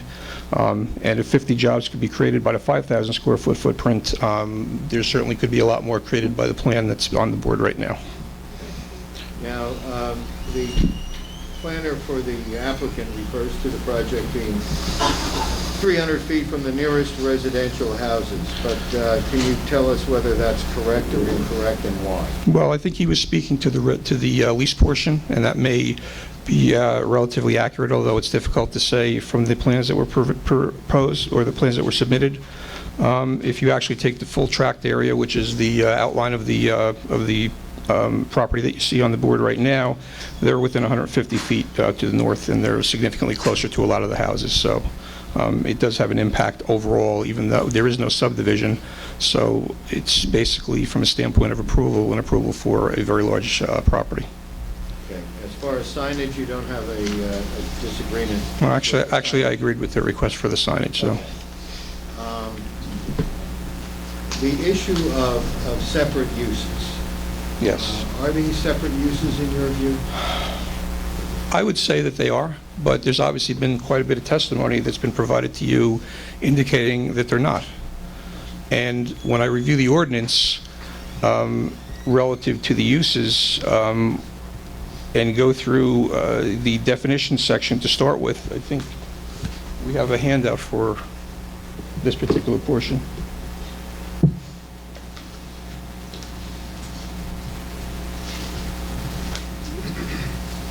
What I'm going to hand out is, I don't think needs to be marked in evidence, because it's a portion of your ordinance that deals with this type of use and gasoline service stations, garage uses, and the like.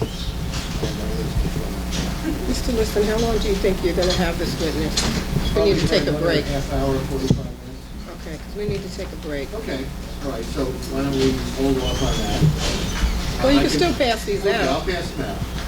And we'll take a So we're going to take a 10-minute break, everyone. Mr. Liston, does he have anyone there after this witness? Mr. Liston, do you have somebody Do you after? have another witness after? I don't have any further experts. Okay.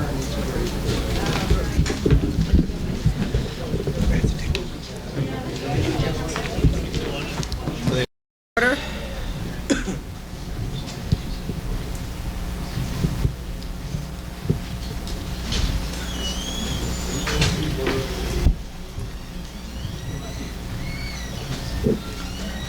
Okay, I think where we left off, Mr. Witzak, we were going to talk about the highway development zone and permitted uses and garages and things like that. Correct.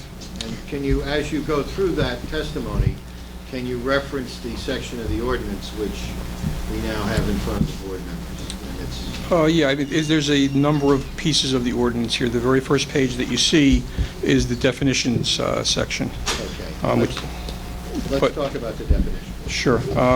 Obviously, there's been a lot of testimony in the past on this particular application regarding is it one use, is it two use, what use it may be, what it may not be. The applicant has indicated that they are they don't believe that they're an automobile service station or a garage or anything of that nature, due to several pieces that were contained within there. And I think when you look at the use from the first standpoint, I think there's a little practicality that has to go with that. From a standpoint of if there was an application in for an Exxon, for example, I believe everybody would understand that an Exxon is a gas station. But an Exxon also has a Tiger Mart, which is similar to the convenience portion of the WAWA. It may not be the same size, but it's there. Hess has a Hess Express. All of the major gas companies have followed the model to include retail portions of their property, of their establishments. I think in this particular case, though, WAWA came into the industry area as a convenience store. They then added the gas portion of it, my understanding of how it developed. But when you take away the what came first portion of it, it's really essentially the same as you see with an Exxon or a Hess or a Sunoco that provides retail. So, looking through the ordinance and the definitions in particular, it became a little bit clearer in my mind where the intent of the South Toms River ordinance was heading. If you look at that first page on the handout that we provided to you, which says page 57 of 130 on top, there's a general heading at the top, which is garage, and that encompasses a lot of information and a lot of different uses. That's broken into public garages and private garages. Private garages are generally something to do with residential, and a public garage, which is section B of that, is B2, is a garage used for the storage, care, or repair of motor vehicles for profit, including any sales of motor vehicles, fuels, or accessories, or where any such vehicle is kept for hire. That, to me, is the traditional service station that I believe was even mentioned by the planner in several cases where there were repairs done, where someone takes a car apart and changes portions of it. We don't see that much anymore, and I believe that that's why sometime in the past your ordinance was revised to accommodate for that, because it's obviously a much more restrictive from a commercial standpoint, and from the standpoint of operations, there is a lot more regulations that go along with that are beyond the use of just the normal planning. Then you go to section C, where it provides a definition of automobile service station. And that says, automobile service station shall mean a use where gasoline stored in underground tanks, kerosene or motor oils and lubricants or grease for operations of automobiles are retailed directly to the public on the premises, and wherein minor automobile accessories and services are. Motor, fuel, or oil is incidental to the conduct of a public garage, then the premises shall be classified as a public garage. So basically what they're saying is that they're spelling out here that there is a clear understanding in the ordinance that if someone has a fuel tank and they're dispensing gas, it belongs into one of these two categories. I believe that the reference to wherein minor automobile accessories and services are provided is permissive as opposed to a requirement. In other words, it was very onerous to be considered a public garage for a lot of retail owners, and in order to relax that from a standpoint of the zoning and approvals, they added in minor to allow them to do small things that didn't really require the dismantling and repairing of cars that would have the exposed oil and things of that are obviously a much more environmentally sensitive issue. So when I look at the WAWA application before you right now, it clearly has underground storage tanks. It clearly dispenses gasoline, and in my opinion, from a planning and engineering standpoint, reviewing your ordinance, it falls into the category of automobile service station. Now, when we turn then to the highway development zones, in which part of these purposes are Obviously, the next step in development is to determine if you have a property, what's allowed on that property. So we've already determined that this particular property is partially located in the HD Highway Development Zone, and Section 26-26.1 calls out the permitted principal uses for the buildings, and quotes, "This zone is designed to permit uses allowed in the B1 zone as well as the following: wholesale storage and warehouse facilities."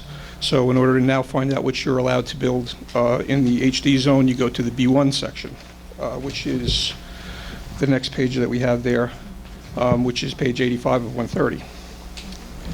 And when you go down to section 26-1.1C, it calls out that public garages and motor vehicle service stations by special exception pursuant to section 26.16. So what they're allowing is that you can have an automobile service station, you can have a public garage in the B1 zone and subsequently in the HD zone if you acquire special permission to do so and it meets certain standards. There's an entire separate ordinance that deals very specifically with that issue. And what is that ordinance? that ordinance, which is shown on page 73 of 130, and that is section 26-16, public garages and motor vehicle service stations. First section 16.1, where permitted, a public garage or motor vehicle service station, while necessary, may be amenable to the public safety and welfare if located without due consideration of conditions and surroundings. So first sentence, they're obviously calling out the fact that your town is very concerned about the safety and welfare related to providing underground fuel tanks, dispensing gasoline, and things of that nature. Goes on to say, no permit for such use shall be issued for any zone other than the B1 zone, and only then after a permit authorizing such use is first obtained and as hereinafter provided as a condition use approval by the Land Use Board. So they're basically saying that there's a very conscious effort that needs to be made. You can't just walk into your town and say, I'd like to put a gas station here, I'd like to put a service station here, I'd like to put a public garage here. They need to look at that almost from a bifurcated application standpoint in order to say that this is something that everyone has considered before they go down that road of developing plans and moving to the next level. Now, there are certain places where the ordinance provides that there should not be a gasoline service station. That's correct. And where in the ordinance does that appear?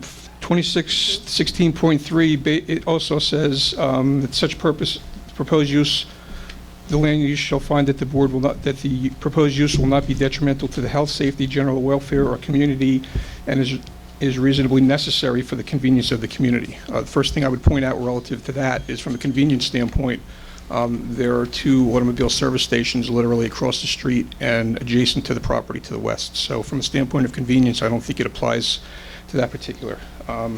Then go on to section 2616.4, requirements, and this is basically spelling out the requirements that you would need to follow in order to prove that you are allowed to build an automobile service station or garage on a particular property in your town. Anything in this section to the contrary notwithstanding, the Land Use Board shall not order, direct, or authorize the issuance of a permit to use any building or premises as or for a public garage or service station unless the plot plan shows that, and there should have been a plot plan that was permitted for that, but in lieu of that, you have plans that were presented, so I would believe that you'd accept that to be the case. And then when you go down to subsection F, it says that the service that will not authorize the issuance of a permit unless the plot plan shows that the nearest boundary line of the lot or parcel of the land so to be used, which is the WAWA site, is at least 1,500 feet from any boundary line of a property which is used as or upon which is erected, and then subsections below that. First section is public or private school. Okay, let's stop there. Are there public or private schools located within 1,500 feet of this site? There are. How many are there? I have another exhibit that I would like to put up on the... This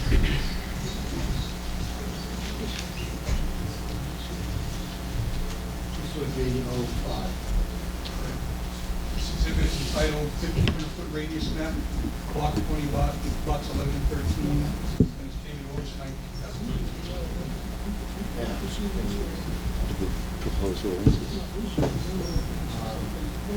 Can you tell us where there are how many sites? Yes, sir. First, I'll explain what the board represents. You can see, in accordance with the ordinance, we took a look at the property itself and tried to determine if there were any issues relating to uses within that 1,500 foot that includes the gas station and service station use. What you have in yellow that I'm outlining right now towards the center is approximately the location of the WAWA lease line, as best it can be determined from the plans that were submitted.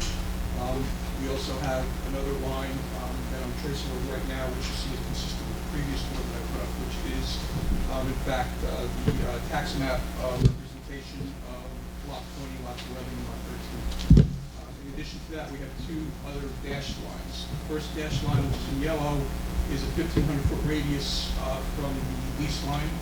The second, which is farther away, which is in white, also a dashed line, is 1,500 feet from the overall tract which the property is located. Show us where there are public and Certainly. I'll go down the list to make it easy.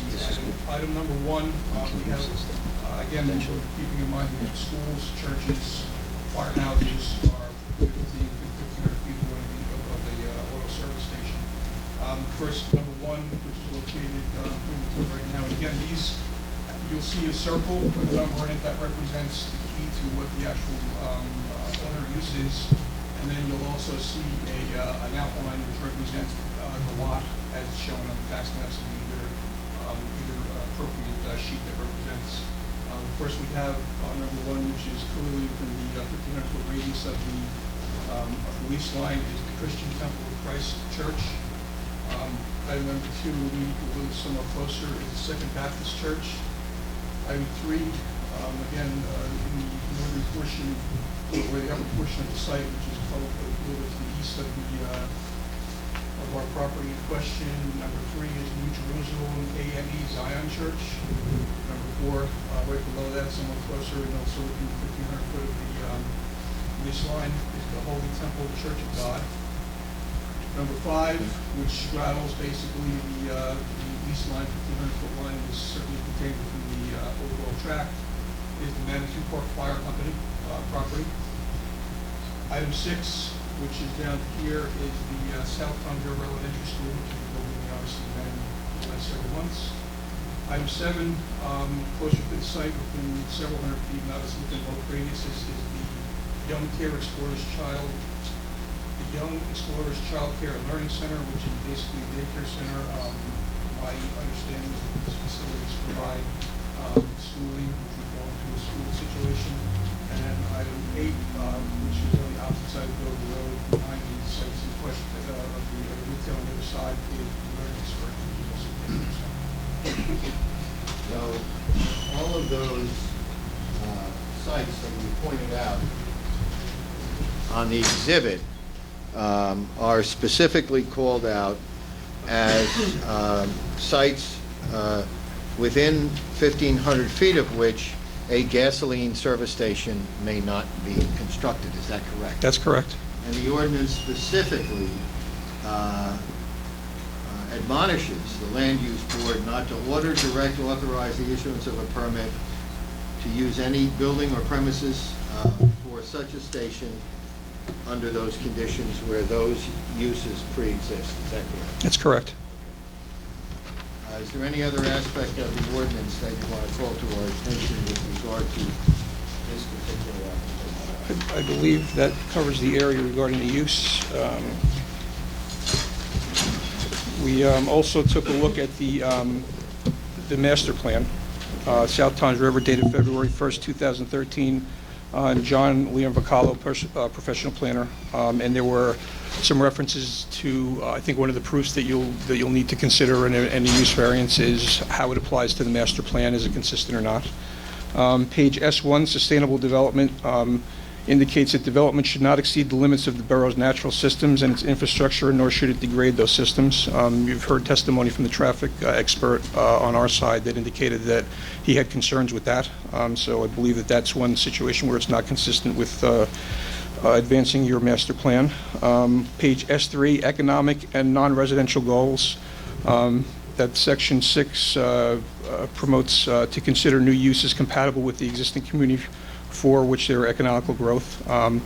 There are approximately 11 other existing buildings within or businesses within a third mile of the site that provide the exact same use. So there's really not a diversification there.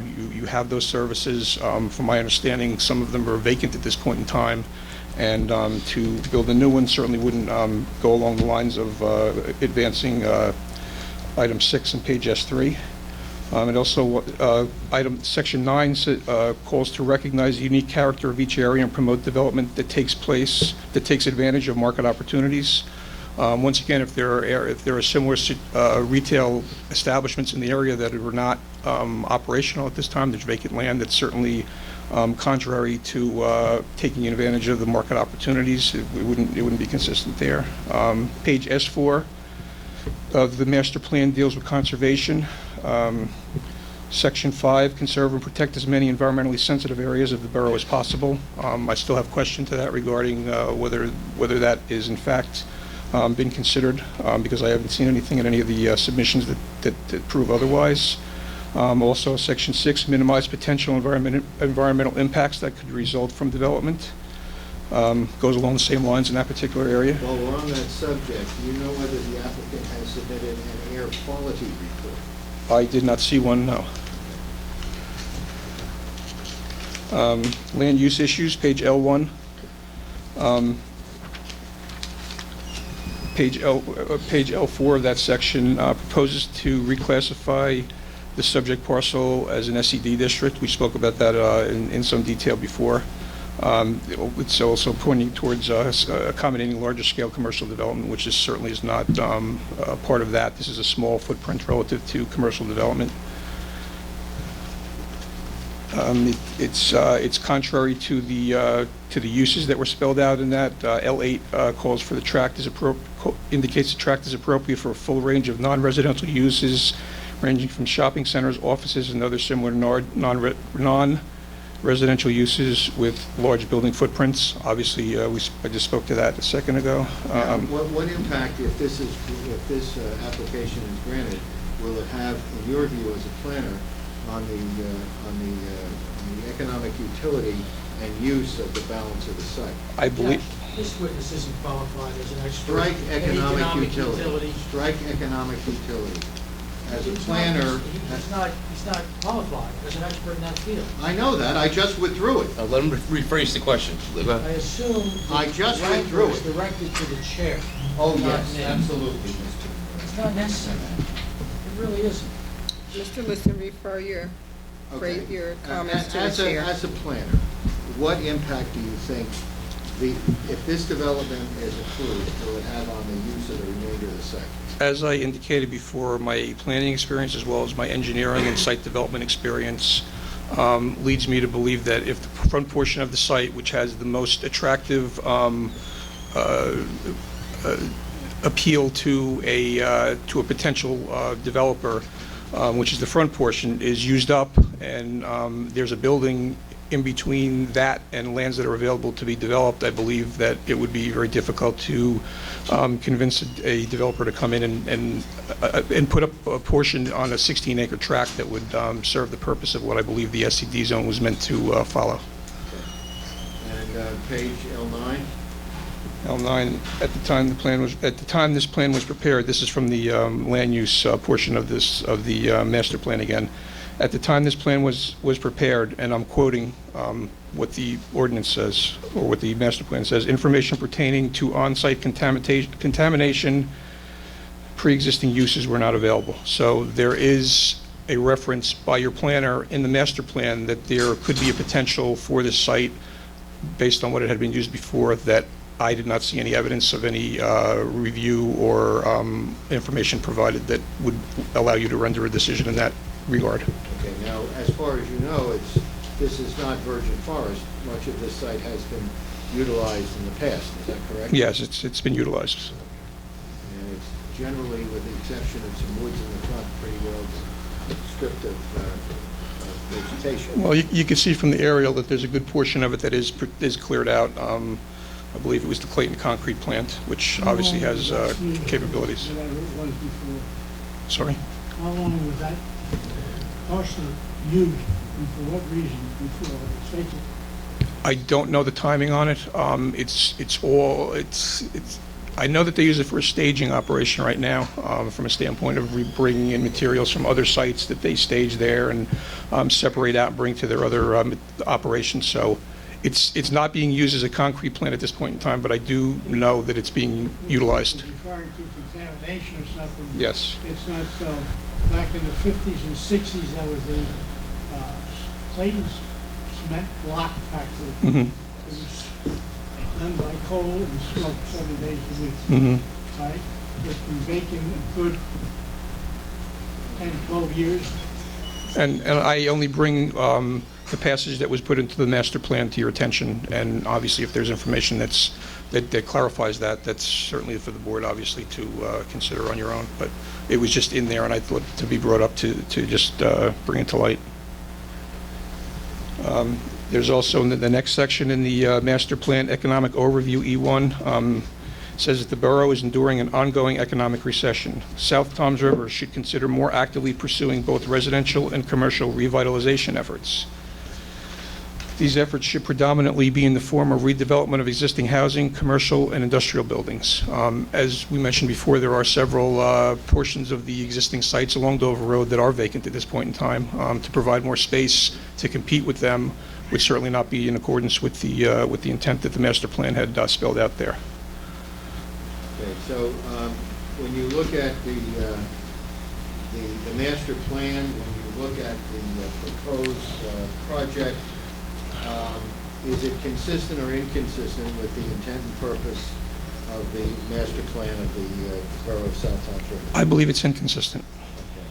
Okay. And looking at the negative criteria of the use variance statute, do you feel it will have an adverse impact on the public good and on the intent and purpose of the zone plan and zoning ordinance? I think it'll be a negative impact. I don't believe that the positives outweigh the negatives in this particular case. Okay.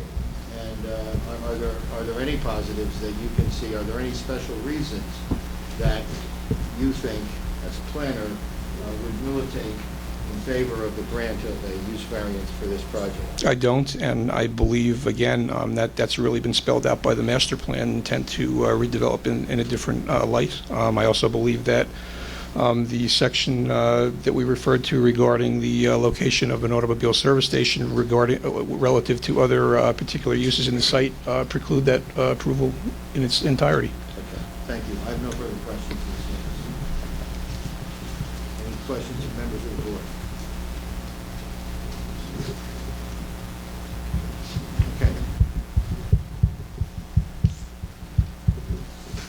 I guess at this point, I don't have any further expert witnesses. I know the public hasn't had an opportunity to cross-examine my witnesses, but I would like to move my exhibits into evidence. No, Judge. Okay. I'd like to afford this, may I have the opportunity, Madam Chair, to cross-examine Mr. Lamorny at this time? I thought we were going to wait until... Oh, you're done? Yes, yes, Okay. yes. What time is it? 9. We're going to finish about 9:45, 10 of? I'd like to start. Okay. Thank you. I'm just letting you know. Thank you. Mr. Lamorny, sir, would you come forward, please?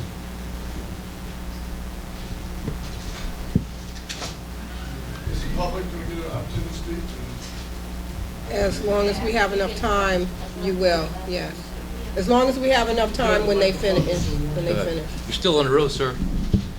Mr. Lamorny, sir, you told us that you have been an engineer for many municipalities in the state of New Jersey. Would that be a fair statement?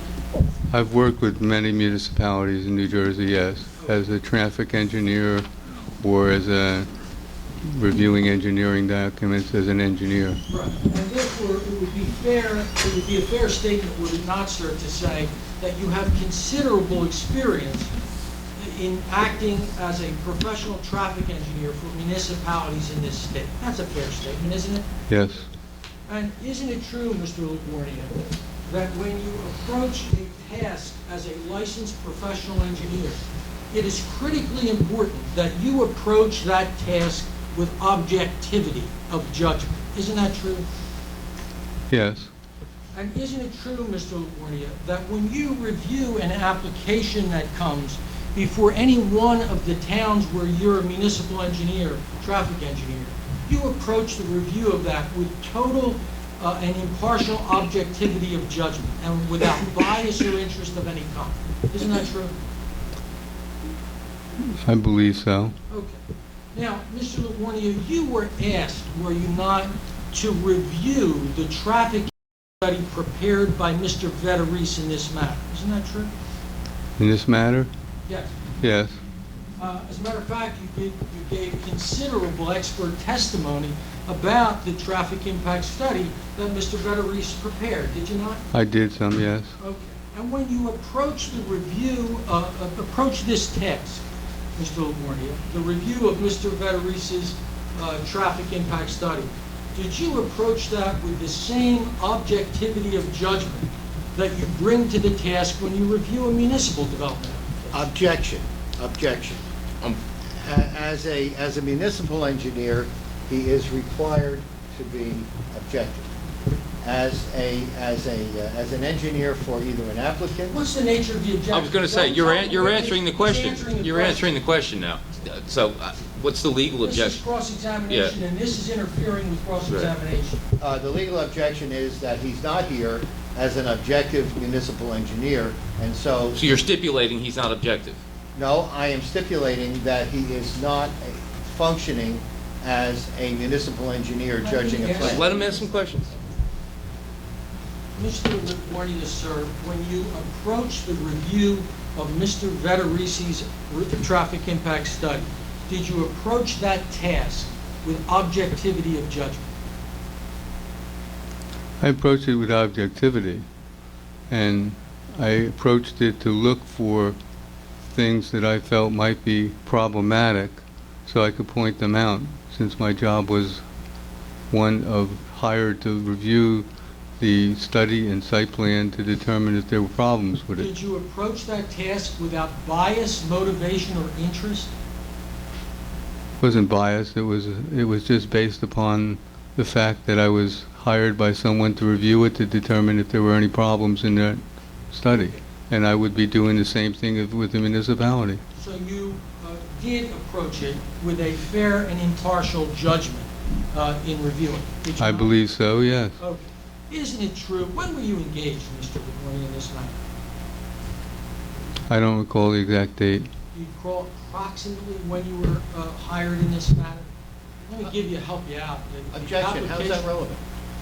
Oh, I'll get there. let him ask some questions. Can you tell us when were you retained? Do you know? I don't recall. I just said that. By whom were you engaged? I was engaged by a gasoline owner, gasoline station owner, approximately before the hearing I went to. Okay. The hearings Couple began hearings in ago. February of 2013. I wasn't hired in the February of 2013. I don't recall the exact date. I told you that. Okay. But you've been here for the last 3 or 4 hearings, have you not? 1, 2, 3, tonight, counting tonight, 2 other hearings, I believe. And can I assume, therefore, that you were retained before the first hearing that you attended? I believe so. Okay, so that would be about 4 months ago. Would that be an accurate statement, approximately? Approximately. Yeah. And you were obtained directly by Mr. Deere, or were you retained by Mr. Liston? Mr. Deere. Okay, so Mr. Deere is paying you directly, is that Correct. true? And isn't it true, Mr. LaGuardia, that when you were retained, you knew that Mr. Deere wanted to object to this application? Isn't that true? Yes. And you knew when you reviewed Mr. Vetteris's application that you were reviewing it on behalf of someone that wanted to find fault with the application? As I indicated when I said previously, and I answered it previously. I said previously, to refresh everyone's memory, that I was hired to look and see if there were any problems with the application, any Now, safety defects or other things that should be addressed. Mr. LaGuardia, sir, have you ever, this isn't the first time that you've objected to a WAWA application as a traffic engineer in the state of New Jersey, is it? No, it is not. Objection. He doesn't object to a WAWA application. He's not an objector. He is a professional. He is an expert witness. Mr. LaGuardia, isn't it true that this isn't the first time that you've testified as an expert witness in the field of traffic engineering on behalf of an objector to a WAWA site plan? Isn't that true? Yeah, it's true. Often engineers repeat their same type of testimony. Often you have the same engineer often you'll have the same engineer performing WAWA testimony for 5 or 6 or 7 WAWAs. Okay? And isn't it true, Mr. LaGuardia, that at the present time, in addition to this application, within the last 24 months, you've testified in opposition to 2 other WAWA applications, haven't you? There was one in Ewing that I believe, Lawrence Township. In Lawrence Township, isn't that true? Yeah, I believe You've that. testified on behalf of 2 other WAWA site plans on behalf of objectors within the last 24 months of this application. Isn't that true? I know there was one other one. I wasn't sure of that too. You know, I'm going to object. I'm going to object to this line of questioning because it is just as irrelevant as asking Mr. Verderies. Doesn't it go to his bias and interest here? Well, it could go doesn't. more. Can I finish, please? I was being addressed. Okay, go ahead, Mr. List. Yeah, yeah. You know, I do not appreciate being yelled at. I take umbrage at it. Good. I want the record to Umbrage away. reflect that Mr. Liston is yelling at me directly with his remarks. I take umbrage of it, and I will not stand for it, Madam Chair, and I will continue to object to it unless there is decorum and courtesy that I am entitled to as a member of the board. For somebody who has consistently interrupted me, now I was trying to answer council's question and Mr. Nemeth interrupted me, and that's why I raised my voice, because that's his pattern. His pattern is to try to cut off the other side and just, you know, bury you with words. The point is that Mr. Verderies is just as biased because he has testified. You could have brought that out on... I did. You could have... I did. Then you I did. But, Then you know, did. what does that prove? Other than to, you know, kind of clutter the record at 9:30. Isn't it true, Mr. LaGuardia, that you have testified in prior years in opposition as a traffic engineer to WAWA site plans other than in the last 2 years? Isn't that true? That's true. And isn't it true, now, Mr. LaGuardia, you're aware of the fact generally that WAWA went into the fuel dispensing business in conjunction with his convenience store business in approximately 1996 in New Jersey. I don't know exactly what year. I never recorded it in my mind. Wouldn't I be accurate in saying, Mr. LaGuardia, that you testified in objection to WAWA site plans on behalf of over a dozen objectors in the 1990s throughout the states of New Jersey and Pennsylvania? I have objected to some in Pennsylvania as well as here. Can you tell us how many? No, I can't. Can you tell us approximately how many? I never counted them. I never counted how many I did against or for WAWA. Was it more than 6? Probably around 6 or so. More than 6. Have you ever been engaged by WAWA to be a traffic engineer? I've done WAWA traffic reports, yes. No. Have you Yes. ever been engaged by WAWA to prepare a traffic engineering study? I've been engaged to do traffic engineering studies for WAWAs. I don't recall who paid me, but I did them. When? I don't know, like maybe 10 years ago. Maybe? Was it 20 years ago? I don't 30 recall how many years ago. Who retained you? One of them was in, there were a couple of them, one in Burlington County, one I guess in Camden County, I believe. And isn't it true, Mr. LaGuardia, that you circulated a videotape to municipalities about the bad traffic engineering aspects of a WAWA from a trip generation perspective? No. You didn't. No. You never prepared a video and circulated it to municipalities in Pennsylvania or New Jersey? No. Did you prepare any literature and submit it to municipalities in New Jersey or Pennsylvania about trip generation characteristics about WAWA since 1995? Only to boards and in front of boards. How many boards did you do that to? I don't recall. Now, Mr. Warren, sir, at the time, in the last couple of years, you've been objecting to 2 or 3 WAWAs as a traffic engineer. Isn't that true? Yes. Asked and answered.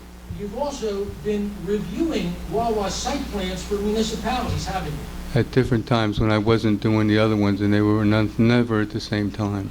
You sure about that? I'm pretty sure about it as far as I can Sure tell. about the dates. I want to make sure about that you weren't objecting to a WAWA at the same time you were reviewing a WAWA site plan on behalf of the municipality. Not to my knowledge. All right, Mr. Warney, I'd like to show you a document.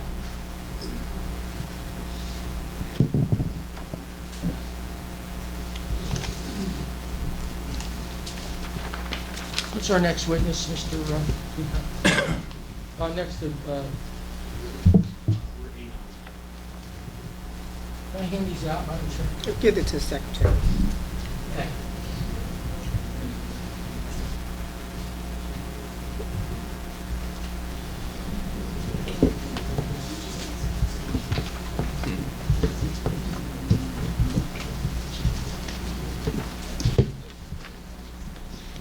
Joe, did you get a business card from that other gentleman?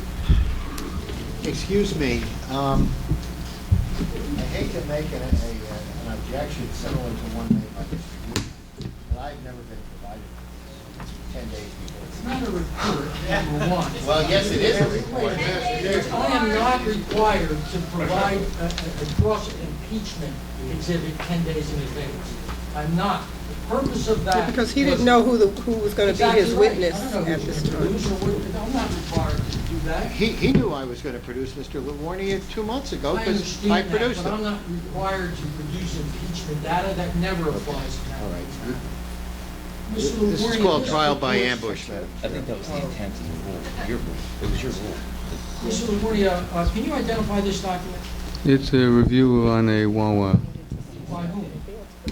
by my office and me. And this is a report dated December 23, 2011, authored by you, isn't that correct? Yes. And it was authored by you in your capacity as the traffic consultant to the Mount Laurel Township Zoning Board, is that correct? Correct. Now, Mr. LaGuardia, is everything in this report truthful and honest to your fullest knowledge, information, and belief? As I recall, when I did this report, okay, let me Answer my just go, question. what's your Is question everything in the exactly? report truthful to the best of your knowledge, information, and belief?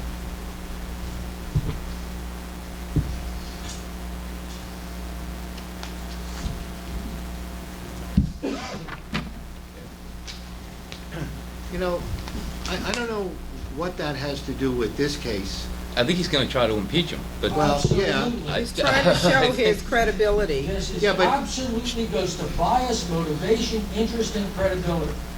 And This isn't the first one. I have others. this is not a sworn document, incidentally.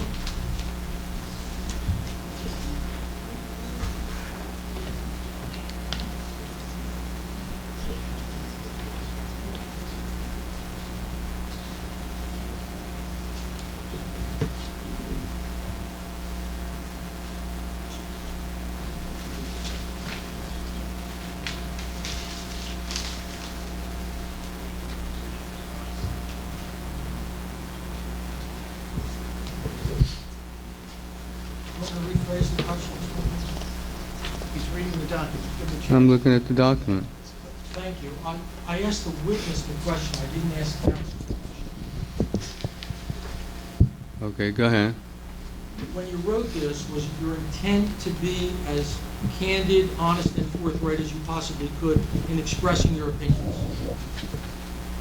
That is so, I'm going to object to that. Does it express an opinion on traffic? I don't know. I just got it. Can you answer the question, please?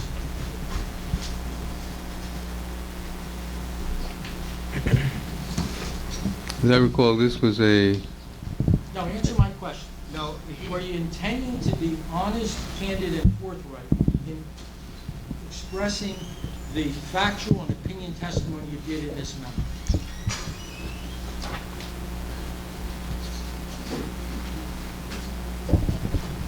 Simple question, Mr. Warner. Either you were or you weren't. well, I was simply forthright in the review of this document, and this document does not reflect the complete review of the project. That's not what I asked you. What I But that's asked the you answer. is, when you prepared the document, were you intending to be totally candid, honest, and forthright in expressing your opinions and factual information in this memo? I think that's fairly accurate for that specific project. Let's look at the document, Mr. Livornia. Let's look at the very first paragraph. This was an application you were commenting to your board on with respect to a use variance being sought by WAWA before the Mount Laurel Township Zoning Board. Isn't that true? Yes, And the applicant, WAWA, sought to place not one, not two, but 3 uses on one development parcel. Isn't that true? yes, And isn't it true, Mr. Livornia, that the parcel was far smaller than the parcel that's the subject of this application, the approximately 3-acre parcel that WAWA proposes to develop? yes, And isn't it also true, Mr. Livornia, that WAWA was proposing to provide at this site some 49 parking spaces, as we can see on page 2, correct?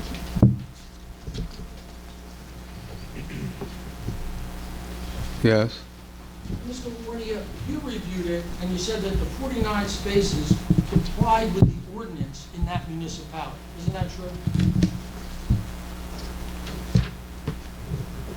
I said there was enough parking on that site, as I recall, because of the, Well, if we can look at the, under parking, the 3rd paragraph down, it says the proposed WAWA. yeah, it said it would have convenience store customers have access to the other parking spaces on the other site, especially, no, especially since the other site was a Dunkin' Donut and a liquor store. So we're proposing 3 uses on one site, a WAWA, a Dunkin' Donuts, and a liquor store. Is that correct? Correct, And the use variance was made to a board where you were the traffic consultant before the board. Is that correct? correct, before, And it was for a site smaller than this site, was it not? yes, before I excused myself from this. But you didn't excuse yourself before the board granted the use variance, did you? I excused myself when there was a conflict. When there was no conflict, I didn't excuse myself, correct? Okay, so that when the board deliberated and granted the use variance, you were still the board traffic engineer, were you not? I believe so, yes. Okay. And let's look at parking, Mr. Livornia. In the 3rd paragraph, you say this equates to 56 required parking spaces. That's for the WAWA, is it not? Correct. Let me ask you this, Mr. Livornia. Do you believe that was a reasonable number of spaces for WAWA to provide at that location for a store that was there proposed of 5,025 square feet? Yes, because of the other uses that could use shared parking. Well, The liquor store doesn't have any, it's not open in the morning, so they have those spaces. The Dunkin' Donut and the other store could. okay. So there's a lot of spaces on site. That site's basically unused for parking at the present time. So that the WAWA would have, during its peak demand periods, 56 available spaces. Isn't that correct? Correct. All right. And you believe that was a reasonable number of spaces for WAWA to provide on that site in Mount Laurel Township, didn't you? Yes, Okay. And you believe that not simply because the ordinance required that number of spaces, or slightly less than that, but you also believe that because you knew that a WAWA of 5,000 square feet with fuel dispensing would have a demand for that approximate number of spaces. Isn't that true? yes, I didn't feel that that was the wrong number, no. So you have no objection, or you had no objection in that case, to WAWA providing 56 parking spaces for a store that was 5,025 square feet with 12 gasoline dispensers. Isn't that true? Correct. You say, Mr. Livornia, on page 2, as a general site plan comment, paragraph number 1, the applicant should address where large vehicles, landscape vehicles will park. Is that correct? Yes. That site plan did not provide for parking for oversized vehicles, did it? This wasn't a site plan review. This was the only site plan comments that would have to be addressed later on when a site plan application was I made. understand that, but a conceptual site plan was submitted, wasn't it? So there's only, this is a review of a conceptual site plan so that when and if a site plan was provided and sent into the board as an application, at that time these comments would be looked at. Now, Mr. Livornia, how large was the site on which these 3 uses were going to be provided? I don't recall exactly. I'd have to look it up. Does your memo tell us?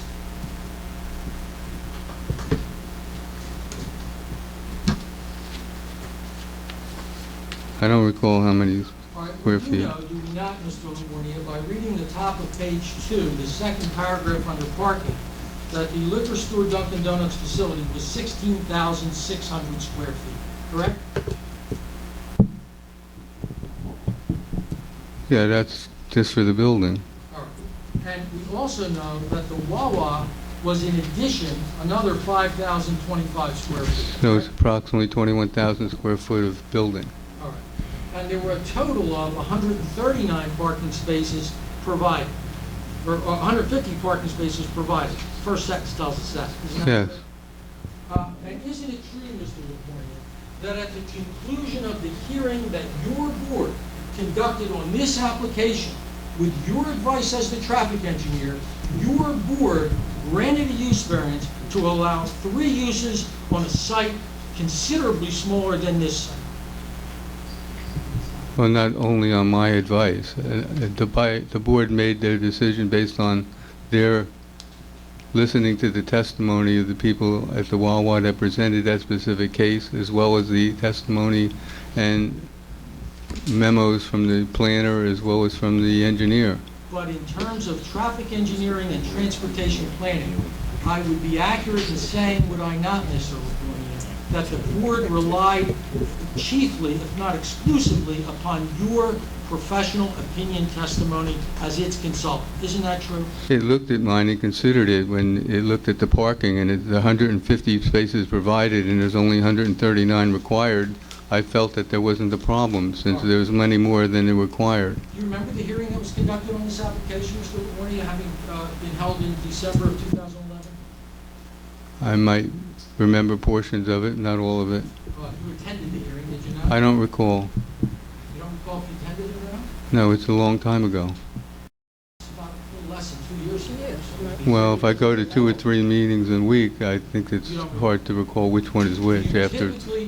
You typically, is it your custom to attend the meetings of the Mount Laurel Township Zoning Board of Adjustment? Either myself or somebody on my staff.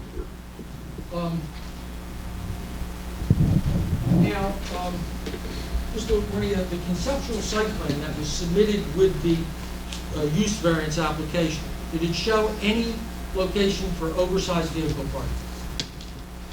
I don't recall it showing any. That's why we had a comment that we should have it addressed when the site plan came in for a review, if it came in. And I never reviewed a site plan for it, so I don't know if they did or not. All right. Mr. Livornia, you've told us a lot, and you've rendered a lot of opinion testimony about Mr. Vetterice's selection of trip generation rates. That is to say, how much traffic our proposed WAWA will produce. And we'll get to that momentarily. But you comment upon that in this memo, do you not? There's a comment on trip generation in there saying some of the trip generation was low. All right. Let's look at page 4, Mr. Livornia, under traffic study comments.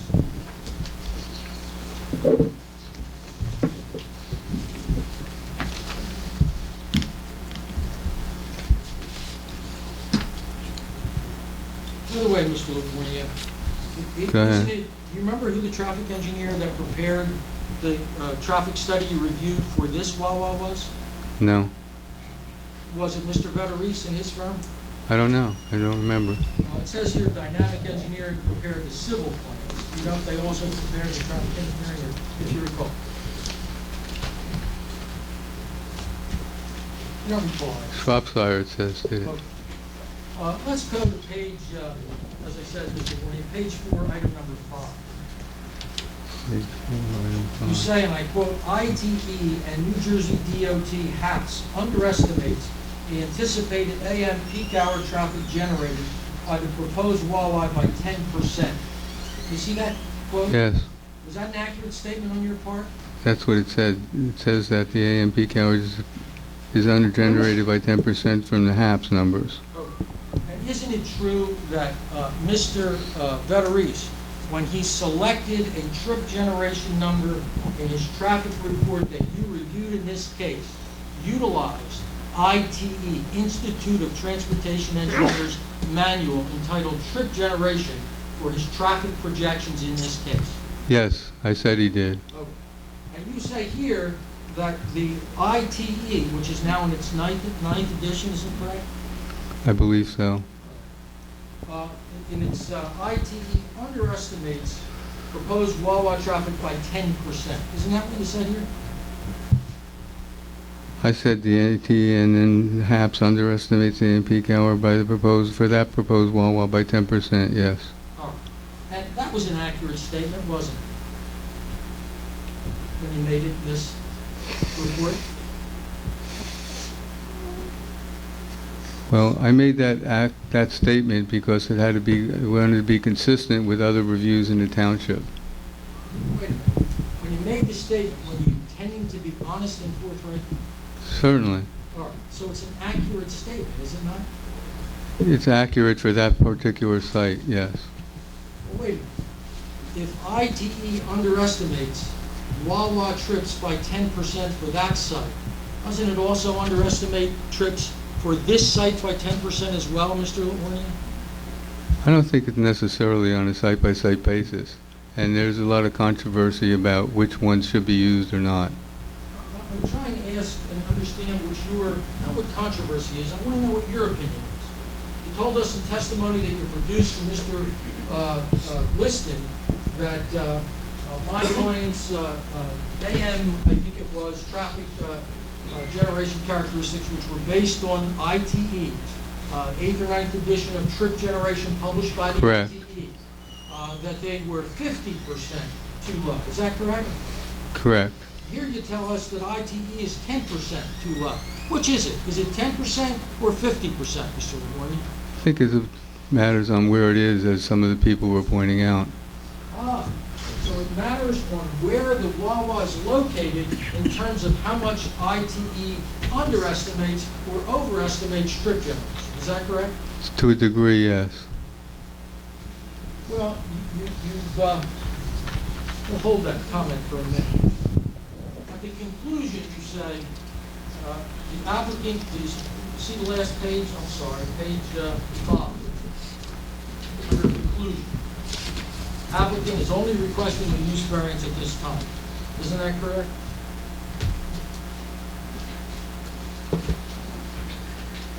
Yes. And at the last page is a plan which is attached to your report, which shows the location of the WAWA together with the liquor store and the Dunkin' Donuts in Mount Laurel Township. Is that correct? Correct. Now, it's located at the intersection of the State Highway and County Road. Isn't that Correct. These are both very heavily trafficked roadways, are they not? Correct. As a matter of fact, the volumes on those roadways are considerably higher than the volumes on the roadways that we have here, the two county roads, Dover Road and Railroad Avenue. Correct. And I got the increase in traffic that I could get. And you told us, Mr. LaFornia, in the conclusion on page 5 that WAWA was only asking for a use variance at that time. Let me ask you this, Mr. LaFornia. Yes. At the conclusion, was the vote unanimous of the board when it granted the use variance? I don't recall. You don't recall? No. Do you recall if before the vote was taken that you interposed any objection from the traffic engineering and transportation planning perspective as to why the use variance should not be granted to WAWA in that case? No, You don't recall, or you did not? I don't recall. Well, isn't it, well, am I not accurate, Mr. Livorni, in saying that if I read your report dated December 23, 2011, which has now been marked A9, if I read that, I can nowhere in that report glean any opinion from you which would object to the grant of the use variance from a traffic engineering and traffic planning perspective. I don't understand that question. Repeat that. Let me rephrase it. Anywhere in this report A9, Mr. Livorni, you tell the board that it would be a bad thing from a traffic engineering and planning perspective to grant the use variance. No. Madam Chair, I have considerable additional time for this witness. Okay. And I'm about to go on to another subject. I don't know how late you intend to go. Well, I would like to stop it, like now. Okay, I know we're Yeah, 10 10. now. Well, I want to you're segue to gonna- another subject. So So if you're finished with that subject, then this will be a good time to end. I'm finished with that report. There are others. And I intend to go into them. Why don't you, can you email the other reports to us or get them By to all us means. before the next meeting? Any other report I intend to rely upon, I will. Okay. And you have this. You make sure you send it to, well, the secretary, Patricia, she'll get it, but just Okay. make sure you send it to her. Of course I will. Okay, and Thank you. anyone Of course who I'll copy my has understanding. testified, please leave your card with the secretary. Could I just ask, Madam Chair, what our adjourned hearing date will be, so I do not have to renotice and republish, and will it be in this hearing room? Yes, it will be continued to be here because we have a problem with the school. The school has their evening things going on, so it was, gonna be a problem with the school, so that's why we're just continuing that, and we will be here. Now, let me just inform the public, this meeting room only holds 90 people.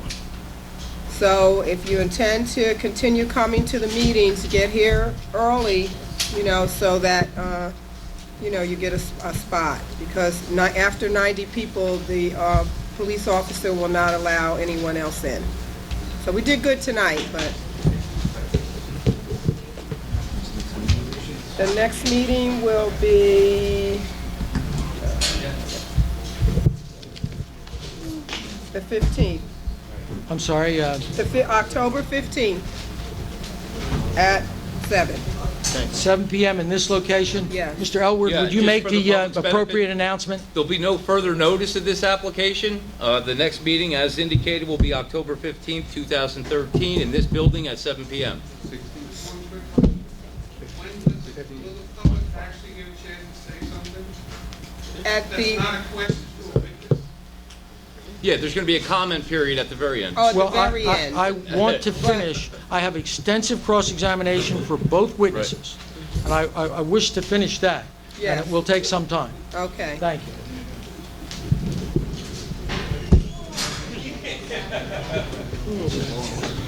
Huh?